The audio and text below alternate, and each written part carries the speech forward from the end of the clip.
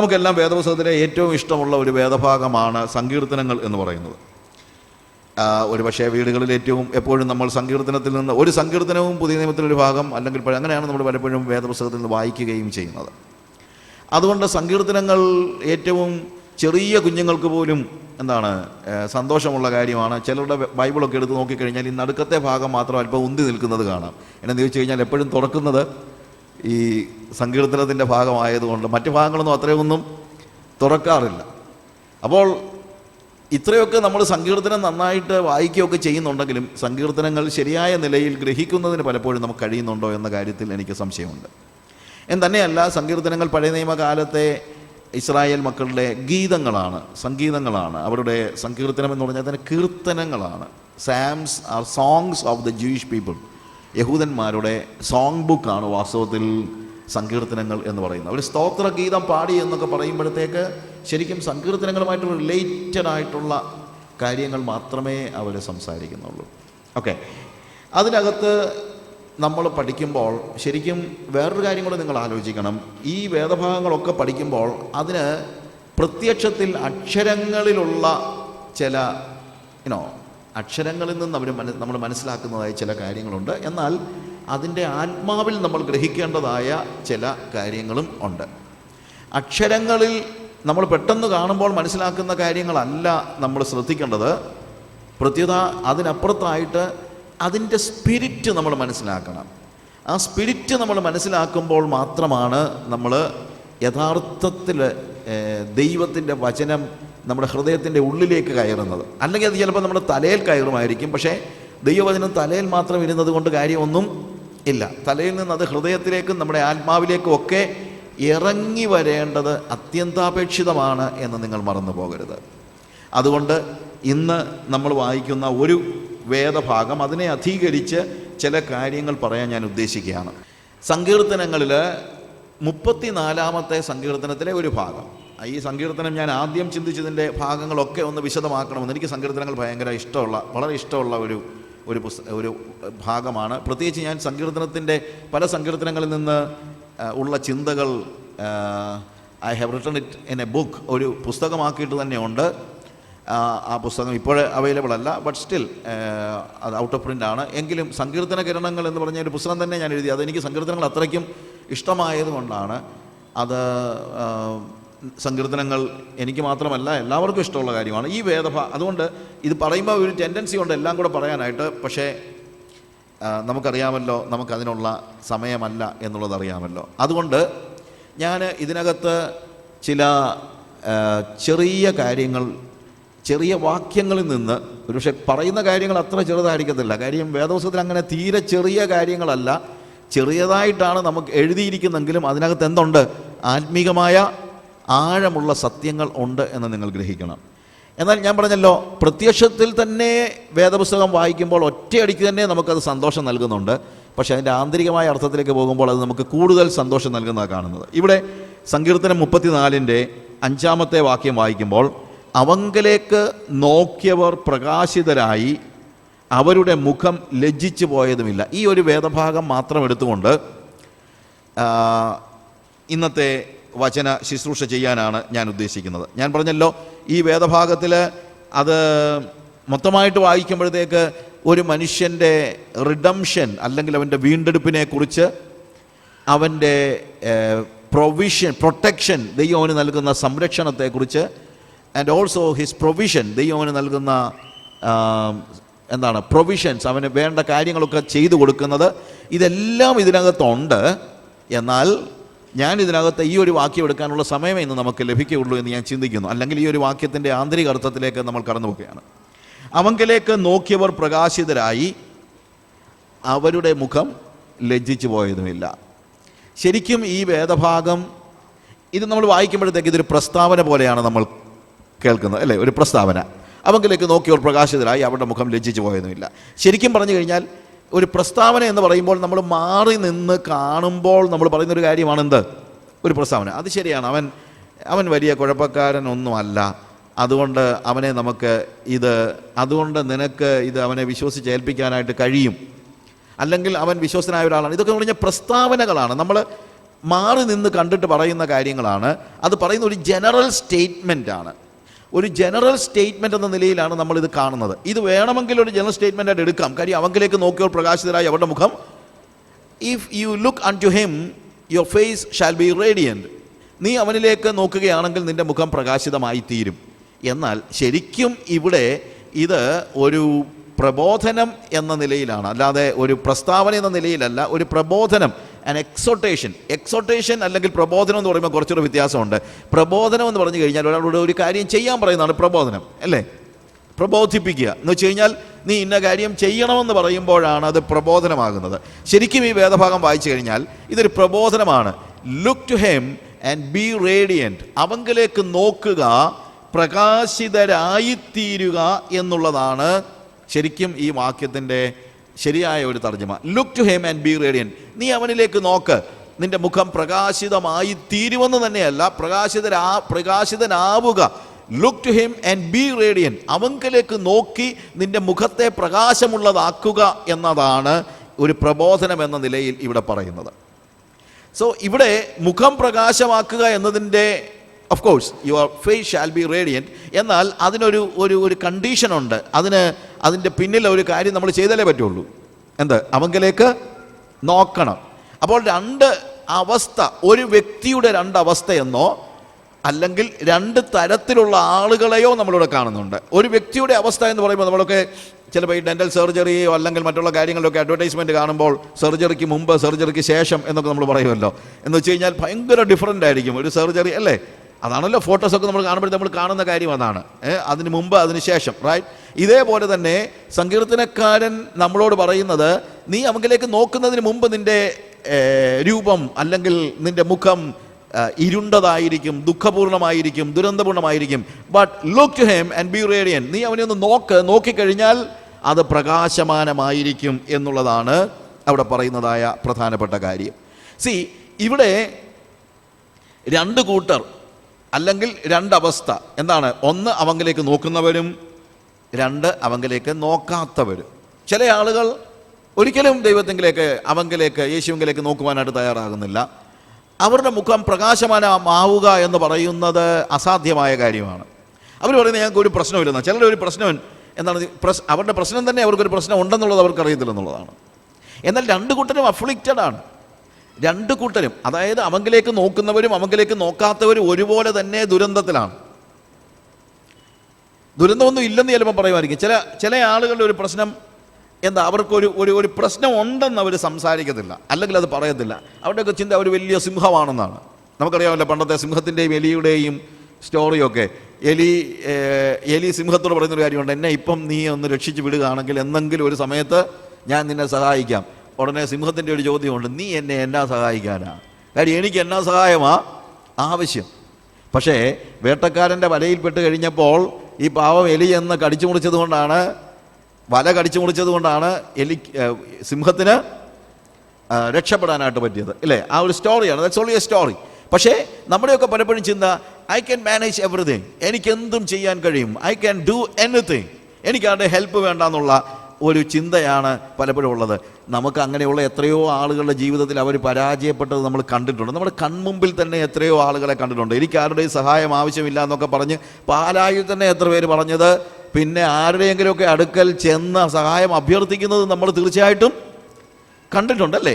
അപ്പോൾ എനിക്ക് സഹായം ആവശ്യമില്ല, ഞാനൊരു ദുരന്താവസ്ഥയിലല്ല, എനിക്ക് ആവശ്യമുള്ളതെല്ലാം ഉണ്ട് എന്നുള്ള ചിന്ത ഒരു പാഴ് ചിന്തയാണ്. അങ്ങനൊരു ചിന്തയുള്ളവരുടെ ഏറ്റവും വലിയ പ്രശ്നം, അവർക്ക് ഒരിക്കലും ഒരു സഹായം ആരും നിന്ന് കിട്ടത്തുമില്ല. കാര്യം അവനെ സഹായിക്കേണ്ട ആവശ്യമില്ലല്ലോ എന്നുള്ളതായിരിക്കും നമ്മളാണെങ്കിലും ചിന്തിക്കുന്നത്. എപ്പോഴും ഏറ്റവും നല്ലത് വിനയപൂർവ്വം എനിക്ക് ഒരു പ്രശ്നമുണ്ട് എന്ന് സമ്മതിക്കുന്നതാണ്. കാരണം എപ്പോഴാണ് നമ്മുടെ സകല ആശ്രയങ്ങളും അറ്റുപോകുന്നത് നമുക്കറിയത്തില്ല. ഗുജറാത്തിൽ ഭൂകമ്പം ഉണ്ടായ ചരിത്രം നിങ്ങളൊരു പക്ഷേ വായിച്ചു കാണും, അല്ലെങ്കിൽ നിങ്ങൾ അറിഞ്ഞിട്ടുണ്ട്. ആ സമയത്ത് അവിടെ ഒരു സന്നദ്ധ സംഘടന നടത്തിയ ഭക്ഷണ വിതരണത്തിൻ്റെ സമയത്ത് ഒരു വ്യക്തി ഇവരുടെ അടുത്ത് ചെന്ന് ഭക്ഷണം ചോദിക്കുന്ന ഒരു വ്യക്തിയെക്കുറിച്ച് ഒരു സ്റ്റോറി ഉണ്ടായിരുന്നു. സ്റ്റോറിയല്ല, നടന്ന കാര്യമാണ്. അയാൾ ഈ ഭക്ഷണപ്പൊതി വിതരണം ചെയ്യുന്ന ആളുടെ അടുത്ത് ചെന്ന് പറഞ്ഞു, ഇന്നലെ ഞാൻ ഇവിടുത്തെ രാജാവായിരുന്നു, ഇന്ന് എനിക്ക് വിശക്കുന്നു, അല്പം ഭക്ഷണം തരുമോ? ഇന്നലെ ഞാൻ ഇവിടുത്തെ രാജാവായിരുന്നു. നമുക്കറിയാമല്ലോ, നോർത്ത് ഇന്ത്യയിലൊക്കെ പല നാട്ടു രാജാക്കന്മാരും ഉണ്ട്. അവരൊക്കെ വലിയ ധനികരും ആയിരക്കണക്കിന് ഏക്കർ വസ്തുക്കളുള്ളവരും ഒക്കെയാണ്. ഈ മനുഷ്യൻ ഇതേപോലെ ആയിരക്കണക്കിന് ഏക്കർ വസ്തുക്കളൊക്കെ ഉണ്ടായിരുന്ന ആളാണ്. പറഞ്ഞിട്ടെന്താ കാര്യം? ഭൂകമ്പം ഉണ്ടായി കഴിഞ്ഞപ്പോൾ ഹി ലോസ്റ്റ് എവറിഥിങ്. പിറ്റേ ദിവസം ഭക്ഷണപ്പൊതി വിതരണം ചെയ്യുന്നിടത്ത് തിക്കി നിന്നിട്ട് അവൻ എന്ത് ചെയ്യുകയാണ്? ചോദിക്കുന്ന ചോദ്യം, ഇന്നലെ ഞാൻ ഇവിടുത്തെ രാജാവായിരുന്നു, പക്ഷേ ഇന്ന് എനിക്ക് അല്പം ഭക്ഷണം തരുമോ? എനിക്ക് വിശക്കുന്നു, എനിക്ക് അല്പം ഭക്ഷണം തരുമോ? അപ്പോൾ ഇന്നലെ ആരെങ്കിലും അവൻ്റെ അടുത്ത് ഭക്ഷണം കൊണ്ട് ചെന്നായിരുന്നെങ്കിൽ എന്തായിരുന്നതിനും ഗതി? ഒന്ന് ആലോചിച്ച് നോക്കിയേ, ഇല്ലേ? സമ്മതിക്കുമോ? ഒരിക്കലും സമ്മതിക്കത്തില്ല, ഇല്ലേ? എൻ്റെ തലമുറകൾക്ക് കഴിയാനുള്ളത് ഞാൻ സൂക്ഷിച്ചു വെച്ചിട്ടുണ്ടെന്നായിരിക്കും അയാൾ പറയുന്നത്. പക്ഷേ എല്ലാം തകർന്നു പോകാൻ ഒരു നിമിഷം മതി. അതുകൊണ്ട് ഒരു പ്രശ്നവും എനിക്കില്ല എന്നുള്ള ചിന്തയോടുകൂടെ, ആ ഒരു ചിന്താഗതിയോടുകൂടെ ജീവിക്കുന്നത് ഒരു നല്ല കാര്യമൊന്നുമല്ല എന്ന് നിങ്ങൾ ഓർക്കണം. എപ്പോഴും ഏറ്റവും നല്ലത് എന്താണ്? എനിക്കൊരു പ്രതിസന്ധി ഉണ്ട് എന്നുള്ള കാര്യം നമ്മൾ സമ്മതിക്കുന്നതാണ്. എല്ലാവർക്കും ആവശ്യങ്ങളുണ്ട്, എല്ലാം തികഞ്ഞവരാരുമില്ല. എന്നാൽ നമ്മുടെ പ്രതിസന്ധിയെ നമ്മെ സഹായിക്കാൻ കഴിവുള്ള ഒരാളുടെ അടുത്ത് കൊണ്ടുവരുന്നതാണ് ആവശ്യമായിരിക്കുന്നത്. നമ്മളുടെ ചില ആളുകളുണ്ട്, അവരുടെ പ്രശ്നങ്ങൾ കാണുന്നവരോടെല്ലാം പറഞ്ഞുകൊണ്ടിരിക്കും. എന്ത് പ്രയോജനം? ഒരു പ്രയോജനം ഉണ്ടാകത്തില്ല, ഇല്ലേ? നമ്മൾക്ക് എത്രയോ ആളുകളോട് നമ്മുടെ പ്രശ്നങ്ങളും പ്രതിസന്ധികളും എല്ലാം പറഞ്ഞിട്ടുണ്ട്. അവർ കുറച്ചു നേരം കേട്ടിട്ട് എന്താ? കുറച്ചു നേരം കേട്ടാൽ തന്നെ ഭാഗ്യം. ഇല്ലെങ്കിൽ കുറച്ച് കഴിയുമ്പോൾ നമ്മുടെ ഒരു മനുഷ്യൻ്റെ ഒരു പ്രശ്നമുണ്ടല്ലോ, അവർക്ക് പ്രയോജനമൊന്നുമില്ലെന്ന് മനസ്സിലാക്കി കഴിഞ്ഞാൽ പറയും, ഞാൻ അല്പം ബിസിയാണ് കേട്ടോ, ഇപ്പോൾ പൊക്കോട്ടെ എന്ന് പറഞ്ഞിട്ട് അവർ സ്ഥലം വിടും. അല്ലെ, അവർക്ക് നിങ്ങളെ സഹായിക്കാൻ കഴിയുകയുമില്ല, മനസ്സുമില്ല. എന്നാൽ നിങ്ങൾ കർത്താവിങ്കിലേക്ക് തിരിയാണ്. ഇതാണ് ഇവിടുത്തെ എക്സോർട്ടേഷൻ എന്ന് പറയുന്നത്. ലുക്ക് ടു ഹിം, അവങ്കിലേക്ക് നോക്കുക, പ്രകാശിതരായിത്തീരുക. If you look unto him, അവനിലേക്ക് നിങ്ങൾ നോക്കിയാൽ നിങ്ങൾ പ്രകാശിതരായി തീരും. നീ നോക്ക് എന്നുള്ള ഈ എക്സോർട്ടേഷൻ, പ്രബോധനം, അത് പറയുമ്പോൾ സ്വാഭാവികമായ ഒരു ചോദ്യം ഉണ്ടാകുന്നുണ്ട്. അത് പറയാൻ നിനക്കെന്നാ അധികാരം? അല്ലെങ്കിൽ അത് പറയാൻ നിനക്കെന്താണ് അതിനുള്ള യോഗ്യത? അപ്പോഴാണ് അവൻ പറയുന്നത്, ഈ എളിയവൻ നിലവിളിച്ചു. വേഴ്സ് 6, ഈ എളിയവൻ നിലവിളിച്ചു, യഹോവ കേട്ടു, അവൻ്റെ സകല കഷ്ടങ്ങളിൽ നിന്നും അവനെ രക്ഷിച്ചു. അപ്പോൾ സങ്കീർത്തനക്കാരൻ പറയുന്നു, നീ അവങ്കിലേക്ക് നോക്ക്, നിനക്ക് പ്രകാശിതനായി തീരുവാൻ കഴിയും. എന്തുകൊണ്ട്? ഞാനും നിന്നെ പോലൊക്കെ ആയിരുന്നു സഹോദര. ഞാനും ഒരു എളിയവനായിട്ട്, എബിയോൺ, എളിയവൻ എന്ന് പറയുമ്പോൾ ഒന്നുമില്ലാത്ത യാതൊരു, ഇവിടെ ഉപയോഗിച്ചിരിക്കുന്ന വാക്ക് ദരിദ്രൻ എന്ന് മാത്രമല്ല, അധ്വാനിച്ചാൽ പോലും, ബിസിനസ് ചെയ്താൽ പോലും, എന്ത് ചെയ്താലും എനിക്ക് മടങ്ങി വരാൻ, അതാണ് വാസ്തവത്തിൽ ഇവിടെ ഉപയോഗിച്ചിരിക്കുന്ന വാക്കിൻ്റെ പ്രത്യേകത. അതായത് എൻ്റെ സ്വാഭാവിക പരിശ്രമം കൊണ്ട് എനിക്ക് ഉയർന്നു വരാൻ കഴിയാത്ത ഒരു സാഹചര്യത്തിൽ എല്ലാ വാതിലുകളും അടഞ്ഞ ഒരു വ്യക്തിയെ വിളിക്കുന്ന പേരാണ് ഇവിടെ എളിയവൻ ഉദ്ദേശിക്കുന്നത്. ദിസ് പൂർ മാൻ ക്രൈഡ്, ഈ ദരിദ്രനായ, അശരണനായ, ആരും സഹായിക്കാനില്ലാത്ത ഞാൻ കരഞ്ഞു. എന്ത് സംഭവിച്ചു? എളിയവൻ നിലവിളിച്ചു, യഹോവ കേട്ടു, അവൻ്റെ സകല കഷ്ടങ്ങളിൽ നിന്നും അവനെ വിടുവിച്ചു. അപ്പോൾ മറ്റൊരാളോട് ദൈവം നിന്നെ സഹായിക്കും എന്ന് പറയാനുള്ള നമ്മുടെ അവകാശം എന്താണ്? നമ്മുടെ യോഗ്യത എന്താണ് എന്ന് ചോദിച്ചാൽ, ദൈവത്തിൽ നിന്ന് സഹായം സ്വീകരിച്ചിട്ടുള്ളവന് മാത്രമേ, ദൈവത്തിൻ്റെ സഹായം അനുഭവിച്ചിട്ടുള്ളവന് മാത്രമേ മറ്റൊരാളോട് പറയാൻ അവകാശമുള്ളൂ. എക്സോർട്ടേഷൻ്റെ എലിജിബിലിറ്റി എന്ന് പറയുന്നത് എക്സ്പീരിയൻസ് ആണ്. പ്രബോധനത്തിൻ്റെ യോഗ്യത എന്ന് പറയുന്നത് നമ്മുടെ അനുഭവമാണ്. അനുഭവമില്ലാത്ത ഒരാൾ എത്ര പറഞ്ഞു കഴിഞ്ഞാലും യാതൊരു അർത്ഥവുമില്ല. അർത്ഥമില്ലെന്നല്ല, ആളുകൾക്കത് സ്വീകരിക്കാൻ കഴിയത്തില്ല. കൂലി കൊടുത്ത് ഒരാളോട് പറഞ്ഞിട്ട് അർത്ഥമൊന്നുമില്ല. നീ പോയി ഇന്നാരോട് പറ, നീ അവങ്കിലേക്ക് നോക്കി, കൂലി കൊടുത്ത് പറഞ്ഞിട്ട് കാര്യമില്ല. എക്സ്പീരിയൻസ് ചെയ്യാത്ത ഒരാൾക്കും എക്സോർട്ട് ചെയ്യാനുള്ള അവകാശം ഇല്ല. നമ്മളോട് ചോദിക്കുമ്പോൾ നമുക്ക് നമ്മുടെ ജീവിതത്തിൻ്റെ അനുഭവത്തിൽ നിന്ന് പറയാൻ കഴിയണം, എൻ്റെ ജീവിതത്തിൽ ഇത് തന്നെ സംഭവിച്ചു എന്ന് പറയാൻ കഴിയണം. ഒരു പരിധിവരെ ദൈവം നമ്മളെ ഈ പ്രതിസന്ധികളിലൂടെ കടത്തിവിട്ട് സഹായിക്കുന്നതിൻ്റെ കാരണം, ഇതേ പ്രതിസന്ധിയിലൂടെ കടന്നു പോകുന്ന അനേകർക്ക് നിങ്ങൾ ഒരു ആശ്വാസമാകേണ്ടതിന്, അവരെ പ്രബോധിപ്പിക്കേണ്ടതിനാണ്. അതുകൊണ്ട് നമ്മുടെ പ്രതിസന്ധികൾക്ക് വേണ്ടിയും നമുക്ക് കർത്താവിന് സ്തോത്രം ചെയ്യാനായിട്ട് കഴിയും എന്നുള്ളതാണ് വേദപുസ്തകം പഠിപ്പിക്കുന്ന ഒരു പ്രധാനപ്പെട്ട കാര്യം. നമ്മുടെ എക്സ്പീരിയൻസ് നമ്മൾ മറ്റുള്ളവരോട് ഷെയർ ചെയ്യുകയാണ്. അല്ലാത്ത ഒരാൾക്കും അത് പറയാനുള്ള അവകാശമില്ല. ഞാൻ ചിലപ്പോൾ ആലോചിച്ചിട്ടുണ്ട്, ഈ പൗലോസ് പറഞ്ഞൊരു വാക്കുണ്ട്, ഈ സുവിശേഷം പറയാൻ ദൈവം, നമ്മൾ സുവിശേഷം പറയുമ്പോൾ അല്ലെങ്കിൽ ഈ ശുശ്രൂഷ ദൂതന്മാർ കുനിഞ്ഞു നോക്കുന്നതെന്നാണ് പറഞ്ഞത്. അതായത് ദൂതന്മാർക്ക് ഭയങ്കര ആഗ്രഹം ഉണ്ടായിരുന്നു എന്ത് ചെയ്യണം? സുവിശേഷം പറയണമെന്ന്. ഒരു നല്ല കാര്യമല്ലേ? യേശു കർത്താവ് കാൽവരി ക്രൂശിൽ മരിച്ച മനുഷ്യവർഗത്തിൻ്റെ പാപങ്ങൾക്ക് പരിഹാരമായി മരിച്ച വിവരം ലോകത്തിലെല്ലായിടത്തും പോയി പറയാൻ ഒരു വലിയ ഒരു ആഗ്രഹം ആർക്കുണ്ടായിരുന്നു? ദൂതന്മാർക്കുണ്ടായിരുന്നു. പക്ഷേ കർത്താവ് പറഞ്ഞു വേണ്ട. എന്ന് ചോദിച്ചാൽ അതെന്താ? ഞാൻ നിങ്ങളെ വീണ്ടെടുത്തിട്ടില്ലല്ലോ. ഇത് വീണ്ടെടുപ്പിൻ്റെ സുവിശേഷമാണ്. ഇത് പറയേണ്ടത് ആരാണെന്നറിയാമോ? ആരാ? വീണ്ടെടുക്കപ്പെട്ടവരാണ് വീണ്ടെടുപ്പിൻ്റെ സുവിശേഷം പ്രഘോഷിക്കേണ്ടത്. നമ്മളുടെ ഒരു ചിന്ത ഇതിനേക്കാളും മെച്ചമായിട്ടെന്താ? ഒരു ഇവൻറ്റ് മാനേജ്മെൻറ്റ്. ഇപ്പോഴത്തെ എല്ലാ ഇവൻറ്റ് മാനേജ്മെൻ്റ് ആണല്ലോ. കല്യാണവും ശവമടക്കും മാമോദീസായും എല്ലാം നടത്താൻ ആൾക്കാരുണ്ട്.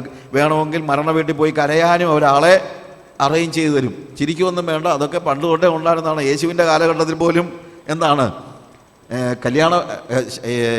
ശവമടക്ക് കണക്കുമ്പോഴത്തേക്ക് എന്താ അവിടെ നിന്ന് കരയാൻ ആളെ ഒരുക്കിയിരുന്നു. ഇപ്പം വന്ന് നമുക്ക് അങ്ങനെ വേണമെങ്കിൽ ആളെ കിട്ടും. കാര്യം കരയാനൊക്കെ ആർക്കാ ഇവിടെ നേരം?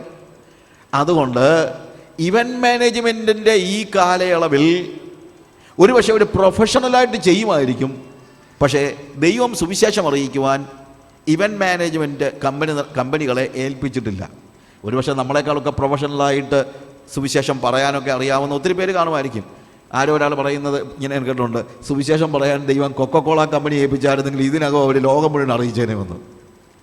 ഒരുപക്ഷെ നമ്മളെക്കാൾ വളരെ നന്നായിട്ട് കൊക്കക്കോള കമ്പനി പരസ്യം ചെയ്തെന്നിരിക്കും. എന്നാൽ ദൈവം വീണ്ടെടുപ്പിൻ്റെ സന്ദേശം മറ്റുള്ളവരോട് പറയാൻ അവകാശം കൊടുത്തിരിക്കുന്നത് ഇവൻറ്റ് മാനേജേഴ്സിനെ അല്ല, മൾട്ടിനാഷണൽ കമ്പനികളെ അല്ല, അഡ്വർടൈസ്മെൻറ്റ് ഏജൻസീസിനെ അല്ല, ദൂതന്മാരെ പോലുമല്ല. പിന്നെ ആരെയാണെന്നറിയാമോ?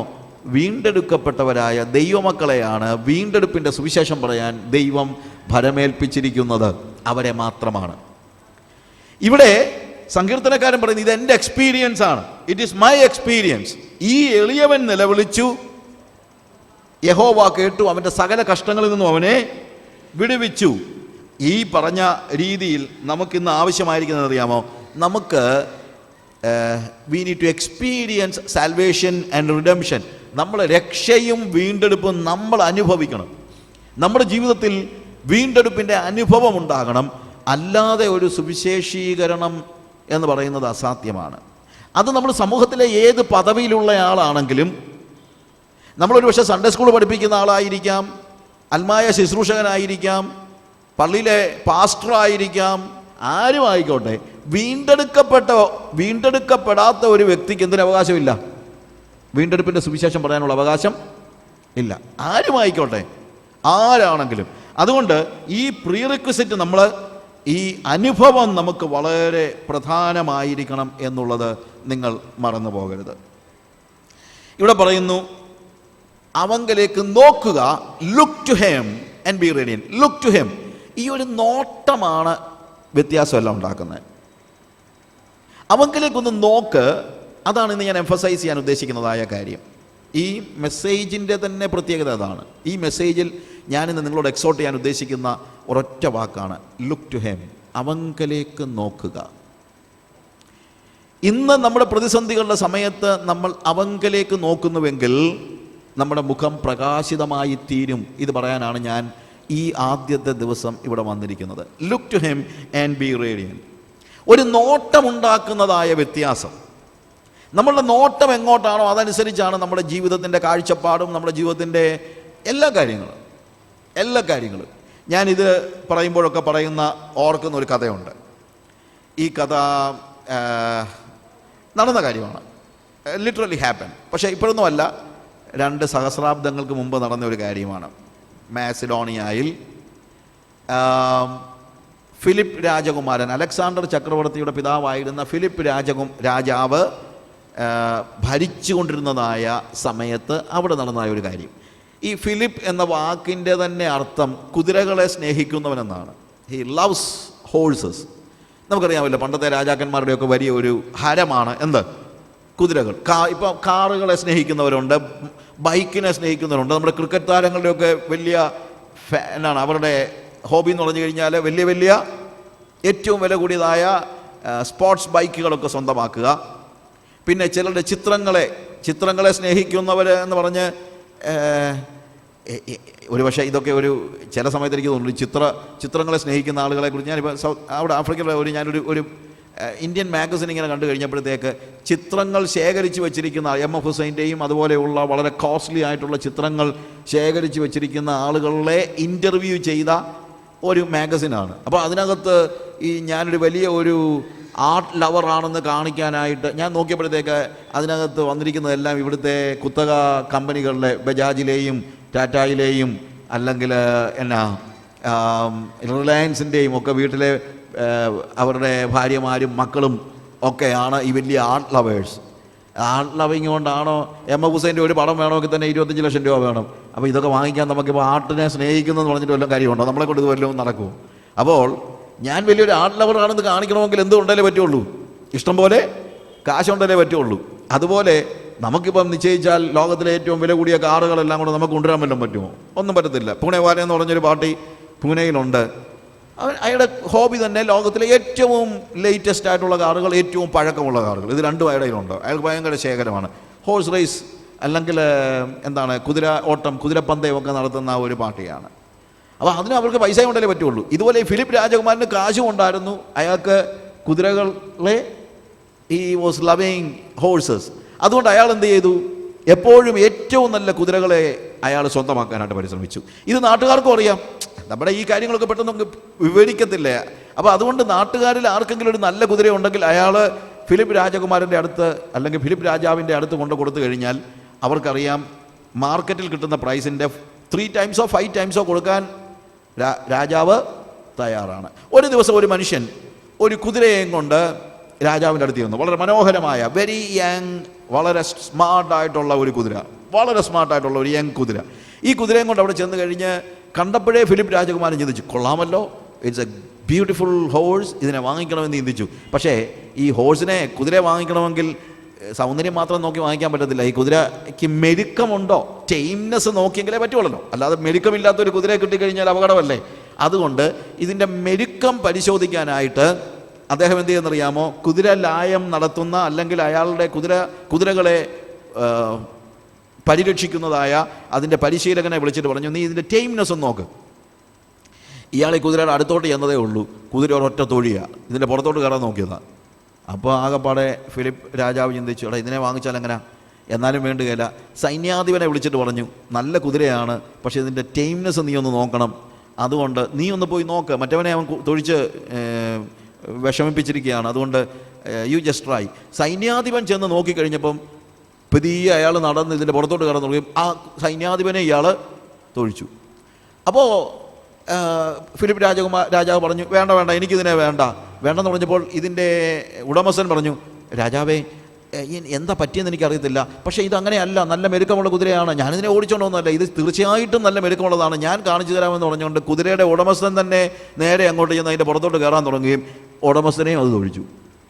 അപ്പോൾ രാജാവ് പറഞ്ഞു, ഇനി ഇതിനെ വാങ്ങിക്കുന്ന പ്രശ്നമില്ല, സ്വന്തം ഉടമസ്ഥനെ തൊഴിക്കുന്ന കുതിരയെ വാങ്ങിച്ചിട്ട് എന്താണ് അർത്ഥം? പക്ഷേ ഇതെല്ലാം കണ്ടുകൊണ്ട് 12 വയസ്സുള്ള അലക്സാണ്ടർ രാജകുമാരൻ അവിടെ ഉണ്ടായിരുന്നു.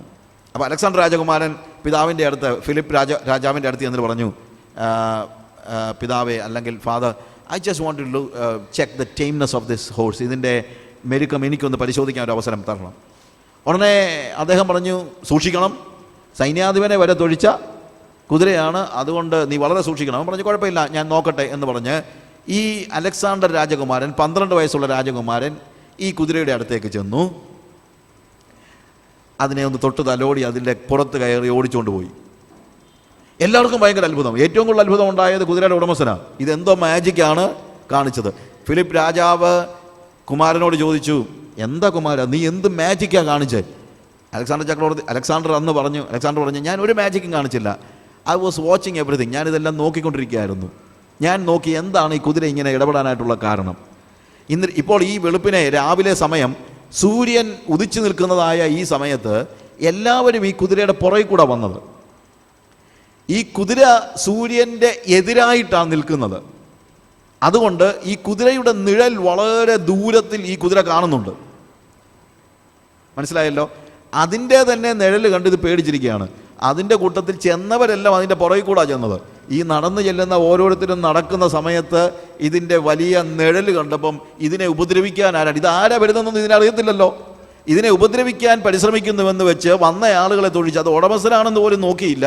കാര്യം ഈ നിഴല് കണ്ടിട്ടാണ് ഈ പേടിയെല്ലാം നടക്കുന്നത്. നിഴൽ, ഞാൻ പറഞ്ഞ മനസ്സിലായല്ലോ.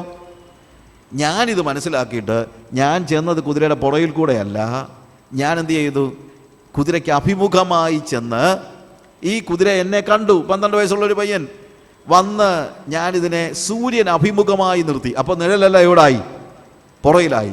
ഞാനതിൻ്റെ പുറത്ത് കയറി ഓടിച്ചു പോയി. ഇത്രയേ ഉള്ളൂ, വേറെ ഒന്നുമില്ല. അപ്പോൾ എന്താണ് വ്യത്യാസം ഉണ്ടാക്കിയത്? നോട്ടം ഇല്ലേ? സൂര്യൻ അഭിമുഖമായി നിന്നപ്പോൾ അതിൻ്റെ ഭീതിയെല്ലാം മാറി. സൂര്യന് പുറംതിരിഞ്ഞ് നിന്നപ്പോൾ വല്ലാത്ത ഭീതിയിലായിരുന്നു ഈ കുതിര. ഇതേപോലെ തന്നെയാണ് നമ്മുടെ ജീവിതത്തിലും. നമ്മൾ യേശു കർത്താവിന് അഭിമുഖമായി നിൽക്കുമ്പോൾ നമ്മുടെ ജീവിതത്തിലെ ഭീതിയെല്ലാം മാറിപ്പോകുന്നു. കാര്യം നിഴലുകൾ പുറകിലാണ്, നിഴലുകളെ നാം കാണുന്നില്ല. പലപ്പോഴും നമ്മളൊക്കെ പേടിക്കുന്നത് നിഴലുകളെയാണ്. നിഴലുകൾ, ആ നിഴലുകളെ പേടിച്ചാണ് നമ്മൾ ഈ പ്രശ്നങ്ങളെല്ലാം ഉണ്ടാക്കുന്നത്. എന്നാൽ സൂര്യന് അഭിമുഖമായി ഈ കുതിരയെ പിടിച്ചു നിർത്തിക്കഴിഞ്ഞപ്പോൾ നിഴൽ മാറിയതുപോലെ നമ്മൾ യേശുവിനോട് അഭിമുഖമായി നിൽക്കുമ്പോൾ ആ നീതി സൂര്യൻ്റെ പ്രഭ നമ്മുടെ മുഖത്തേക്ക് വരികയും നമ്മുടെ മുഖം പ്രകാശിതമാവുകയും ചെയ്യും എന്ന് തന്നെയല്ല, നിഴലുകളെല്ലാം മാറിപ്പോകുന്നത് നമ്മുടെ ജീവിതത്തിൽ നമുക്ക് മനസ്സിലാക്കാൻ കഴിയും. നമ്മുടെ പ്രശ്നം നമ്മൾ പലപ്പോഴും സർക്കംസ്റ്റാൻസസിലേക്ക്, നമ്മുടെ സാഹചര്യങ്ങളിലേക്ക് എല്ലാമാണ് നോക്കുന്നത്. നമ്മൾ നോക്കുമ്പോഴത്തേക്ക് നമ്മുടെ ഭാവിയെക്കുറിച്ച്, മറ്റുള്ള കാര്യങ്ങളെക്കുറിച്ച് എല്ലാം നമുക്ക് ആശങ്കകളാണ്. എന്തുകൊണ്ടാണ് ആശങ്ക? മറ്റൊന്നും കൊണ്ടല്ല, നമ്മൾ പുറംതിരിഞ്ഞു നിൽക്കുകയാണ്. നീതി സൂര്യനായ യേശുവിനോട് പുറംതിരിഞ്ഞു നിൽക്കുന്ന അവസ്ഥ. ഇന്ന് പ്രിയമുള്ളവരെ, ഞാൻ നിങ്ങളോട് ആവശ്യപ്പെടുന്ന കാര്യം, സൂര്യന് പുറംതിരിഞ്ഞു നിൽക്കുന്ന ഒരവസ്ഥയിലാണ് നമ്മളെങ്കിൽ, യേശു കർത്താവിനോട് പുറംതിരിഞ്ഞു നിൽക്കുന്ന ഒരവസ്ഥയിലാണ് നിങ്ങളെങ്കിൽ, ആ മുഖമൊന്ന് തിരിക്കുക, അവങ്കലേക്കൊന്ന് നോക്കുക. നിങ്ങളുടെ മുഖം പ്രകാശിതമായി തീരും. When you look to surroundings, you are fearful, and when you look to Jesus, you will be cheerful. നമ്മൾ ചുറ്റുപാടുകളിലേക്ക് നോക്കുമ്പോൾ ഭയാശങ്കകളുള്ളവരായിരിക്കും. നമ്മുടെ ചുറ്റും നോക്കിക്കഴിഞ്ഞാൽ സന്തോഷിക്കാനായിട്ട് നമുക്കൊന്നുമില്ല. ഉണ്ടോ? എന്താ ഉള്ളത്? ഭീതിയാണ് നമ്മുടെ ചുറ്റും, ഇല്ലേ? നമുക്കിപ്പം കുഞ്ഞുങ്ങളെ ഒരു സ്ഥലത്ത് ബസ്സേ വിടാൻ പോലും പേടിയാണ്. എന്തുകൊണ്ടാണ് പേടി? പേടി എന്ന് പറഞ്ഞു കഴിഞ്ഞാൽ പേടിക്കേണ്ട സാഹചര്യങ്ങളാണ് ഇവിടെ. എവിടെ നോക്കിയാലും പേടിക്കേണ്ട സാഹചര്യങ്ങൾ. വീടുകൾ 4 പ്രാവശ്യം പൂട്ടിയിട്ടുണ്ടോ എന്ന് ഇപ്പം തന്നെ ഇവിടെ ഇരിക്കുമ്പോൾ തന്നെ ചിലരുടെ ചിന്തയുണ്ട്, ശരിക്കും പൂട്ടിയോ, താക്കോല് ശരിക്കും കയറിയായിരുന്നോ എന്നുള്ള ഒരു ചിന്ത നമ്മുടെ മനസ്സിൽ ഇപ്പോഴും ഉണ്ട്. എന്നാന്ന് ചോദിച്ചു കഴിഞ്ഞാൽ, വീട് പൂട്ടാതെ ഇറങ്ങിപ്പോകാൻ കഴിയുന്ന ഒരു ലോകമല്ല ഇപ്പോഴത്തെ ലോകം, അല്ലേ? പേടിയാ. ഞാൻ ചിലപ്പോൾ ആലോചിക്കാറുണ്ട് ഈ അബ്രഹാമിൻ്റെയും ലോത്തിൻ്റെയും വ്യത്യാസം. അബ്രഹാം, അവന് അതിഥികൾ വന്നപ്പോൾ അവൻ പുറത്ത് വൃക്ഷത്തിൻ്റെ തണലിലാണ് അവരെ ഇരുത്തിയത്. ഒരു പ്രശ്നവുമില്ല. അവൻ താമസിച്ചത് എവിടെയാണെന്ന് പറഞ്ഞാൽ കൂടാരങ്ങളിലാണ് താമസിച്ചത്. കൂടാരത്തിന് വെച്ച് വലിയ വെട്ടോ കെട്ടോ ഇതുപോലുള്ള ഒരു കാര്യവും ഇല്ല. കാര്യം അവൻ അവിടെ ജീവിക്കാം. പക്ഷെ പട്ടണത്തിൽ വന്ന ലോത്തിൻ്റെ കാര്യമോ? അബ്രഹാം കൂടാരങ്ങളിൽ പാർത്തപ്പോൾ ലോത്ത് പാർത്തത് വീട്ടിലാണ്. എൻ്റെ വീട്ടിൽ വരണമെന്നാണ് അവൻ ദൂതന്മാരോട് പറയുന്നത്. എങ്ങനെയുള്ള വീടാണ്? ഒരു സ്ട്രോങ് ഹൗസ് അവൻ ഉണ്ടാക്കിയിരിക്കുകയാണ്. ശരിക്കും പറഞ്ഞാൽ ബാങ്കിൻ്റെ സ്ട്രോങ് റൂം പോലാണ്. സോതോമിലെ പട്ടണത്തിലെ മുഴുവൻ പേരും കൂടെ വന്ന് തള്ളുക, എന്നിട്ട് പോലും അത് ഇടിഞ്ഞു വീണില്ല. അപ്പോൾ ഒരു സ്ട്രോങ് ഹൗസ് പണിതാലേ പട്ടണത്തിൽ ജീവിക്കാൻ പറ്റുള്ളൂ. സാഹചര്യങ്ങൾ നോക്കിക്കഴിഞ്ഞാൽ എല്ലാം പ്രതികൂലമാണ്. സാഹചര്യങ്ങളിലേക്ക് നോക്കിയാൽ നമ്മൾ ഭയാശങ്കകളുള്ളവരായിരിക്കും. സംശയം എന്താണ്? ആശങ്കകൾ നിറഞ്ഞതായ ഒരു ലോകമാണ് നമ്മുടെ ലോകം, അല്ലേ? എവിടെയാണ് ഒരു പ്രത്യാശയ്ക്കുള്ള ഒരു കിരണം പോലുമില്ല? When you look to surroundings, you are fearful, no doubt. അതിന് ആരെയും കുറ്റം പറഞ്ഞിട്ട് കാര്യമില്ല. നമ്മുടെ ചുറ്റുപാടുകളിലേക്ക് നോക്കുമ്പോൾ നമുക്ക് ഭീതിപ്പെടാനേ ഉള്ളൂ. ഭാവിയിലേക്ക് നോക്കിയാലോ ഭീതിപ്പെടാനേ ഉള്ളൂ. നമ്മുടെ റിസോഴ്സസ് എല്ലാം കുറഞ്ഞുകൊണ്ടിരിക്കുകയാണ്. ചിലരുടെ കൈ കുറച്ച് പൈസ ഉണ്ടെന്നുള്ളതല്ല, നമുക്ക് ആവശ്യത്തിന് ഗ്യാസ് പോലും ഇല്ല. The resources in this world, it is decreasing, and in the near future നമുക്ക് വെള്ളമില്ല. we are losing everything. എല്ലാം ഇല്ലാതെ വന്നിട്ട് കുറച്ച് കാശ് കയ്യിലുണ്ട്. ആ കാശ് കൊണ്ട് നമുക്ക് എന്നാ വെള്ളം കുടിക്കാൻ പറ്റും? നമുക്ക് കാശ് കുടിക്കാനും എന്തിനാണെന്ന് പറ്റത്തില്ലല്ലോ. രൂപ കൊണ്ട് നിങ്ങൾക്ക് ജീവിക്കാൻ പറ്റുമോ? പ്രിയമുള്ളവരെ, നമുക്കൊരു തെറ്റിദ്ധാരണയുണ്ട്, രൂപയും കൊണ്ട് എവിടെ വേണമെങ്കിലും ജീവിക്കാമെന്ന്. രൂപ കൊണ്ടൊന്നും ജീവിക്കാൻ പറ്റത്തില്ല. പണം കൊണ്ട് മാത്രം ജീവിക്കാമെന്നുള്ളൊരു തെറ്റിദ്ധാരണയാണ്.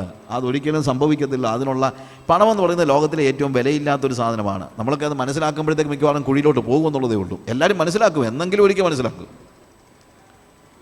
അപ്പോൾ ചുറ്റുപാടുകളിലേക്ക് നോക്കിയാൽ നമുക്ക് സന്തോഷിക്കത്തക്കതായ യാതൊരു സാഹചര്യങ്ങളുമില്ല. പക്ഷേ നമ്മൾ യേശുവിലേക്ക് നോക്കുമ്പോൾ we are no more fearful, we are cheerful. അവങ്കിലേക്ക് നോക്കുന്നവർ എങ്ങനെയായിത്തീരുന്നു? പ്രകാശിതരായിത്തീരുന്നു. 4-ാമത്തെ വാക്യത്തിൽ പറയുന്ന വാക്യം അതാണ്, ഞാൻ യഹോവയോട് അപേക്ഷിച്ച് അവൻ എനിക്ക് ഉത്തരമരുളി, എൻ്റെ സകല ഭയങ്ങളിൽ നിന്നും അവൻ എന്നെ വിടുവിച്ചു. സകല ഭയങ്ങളിൽ നിന്നും വിടുവിച്ചു.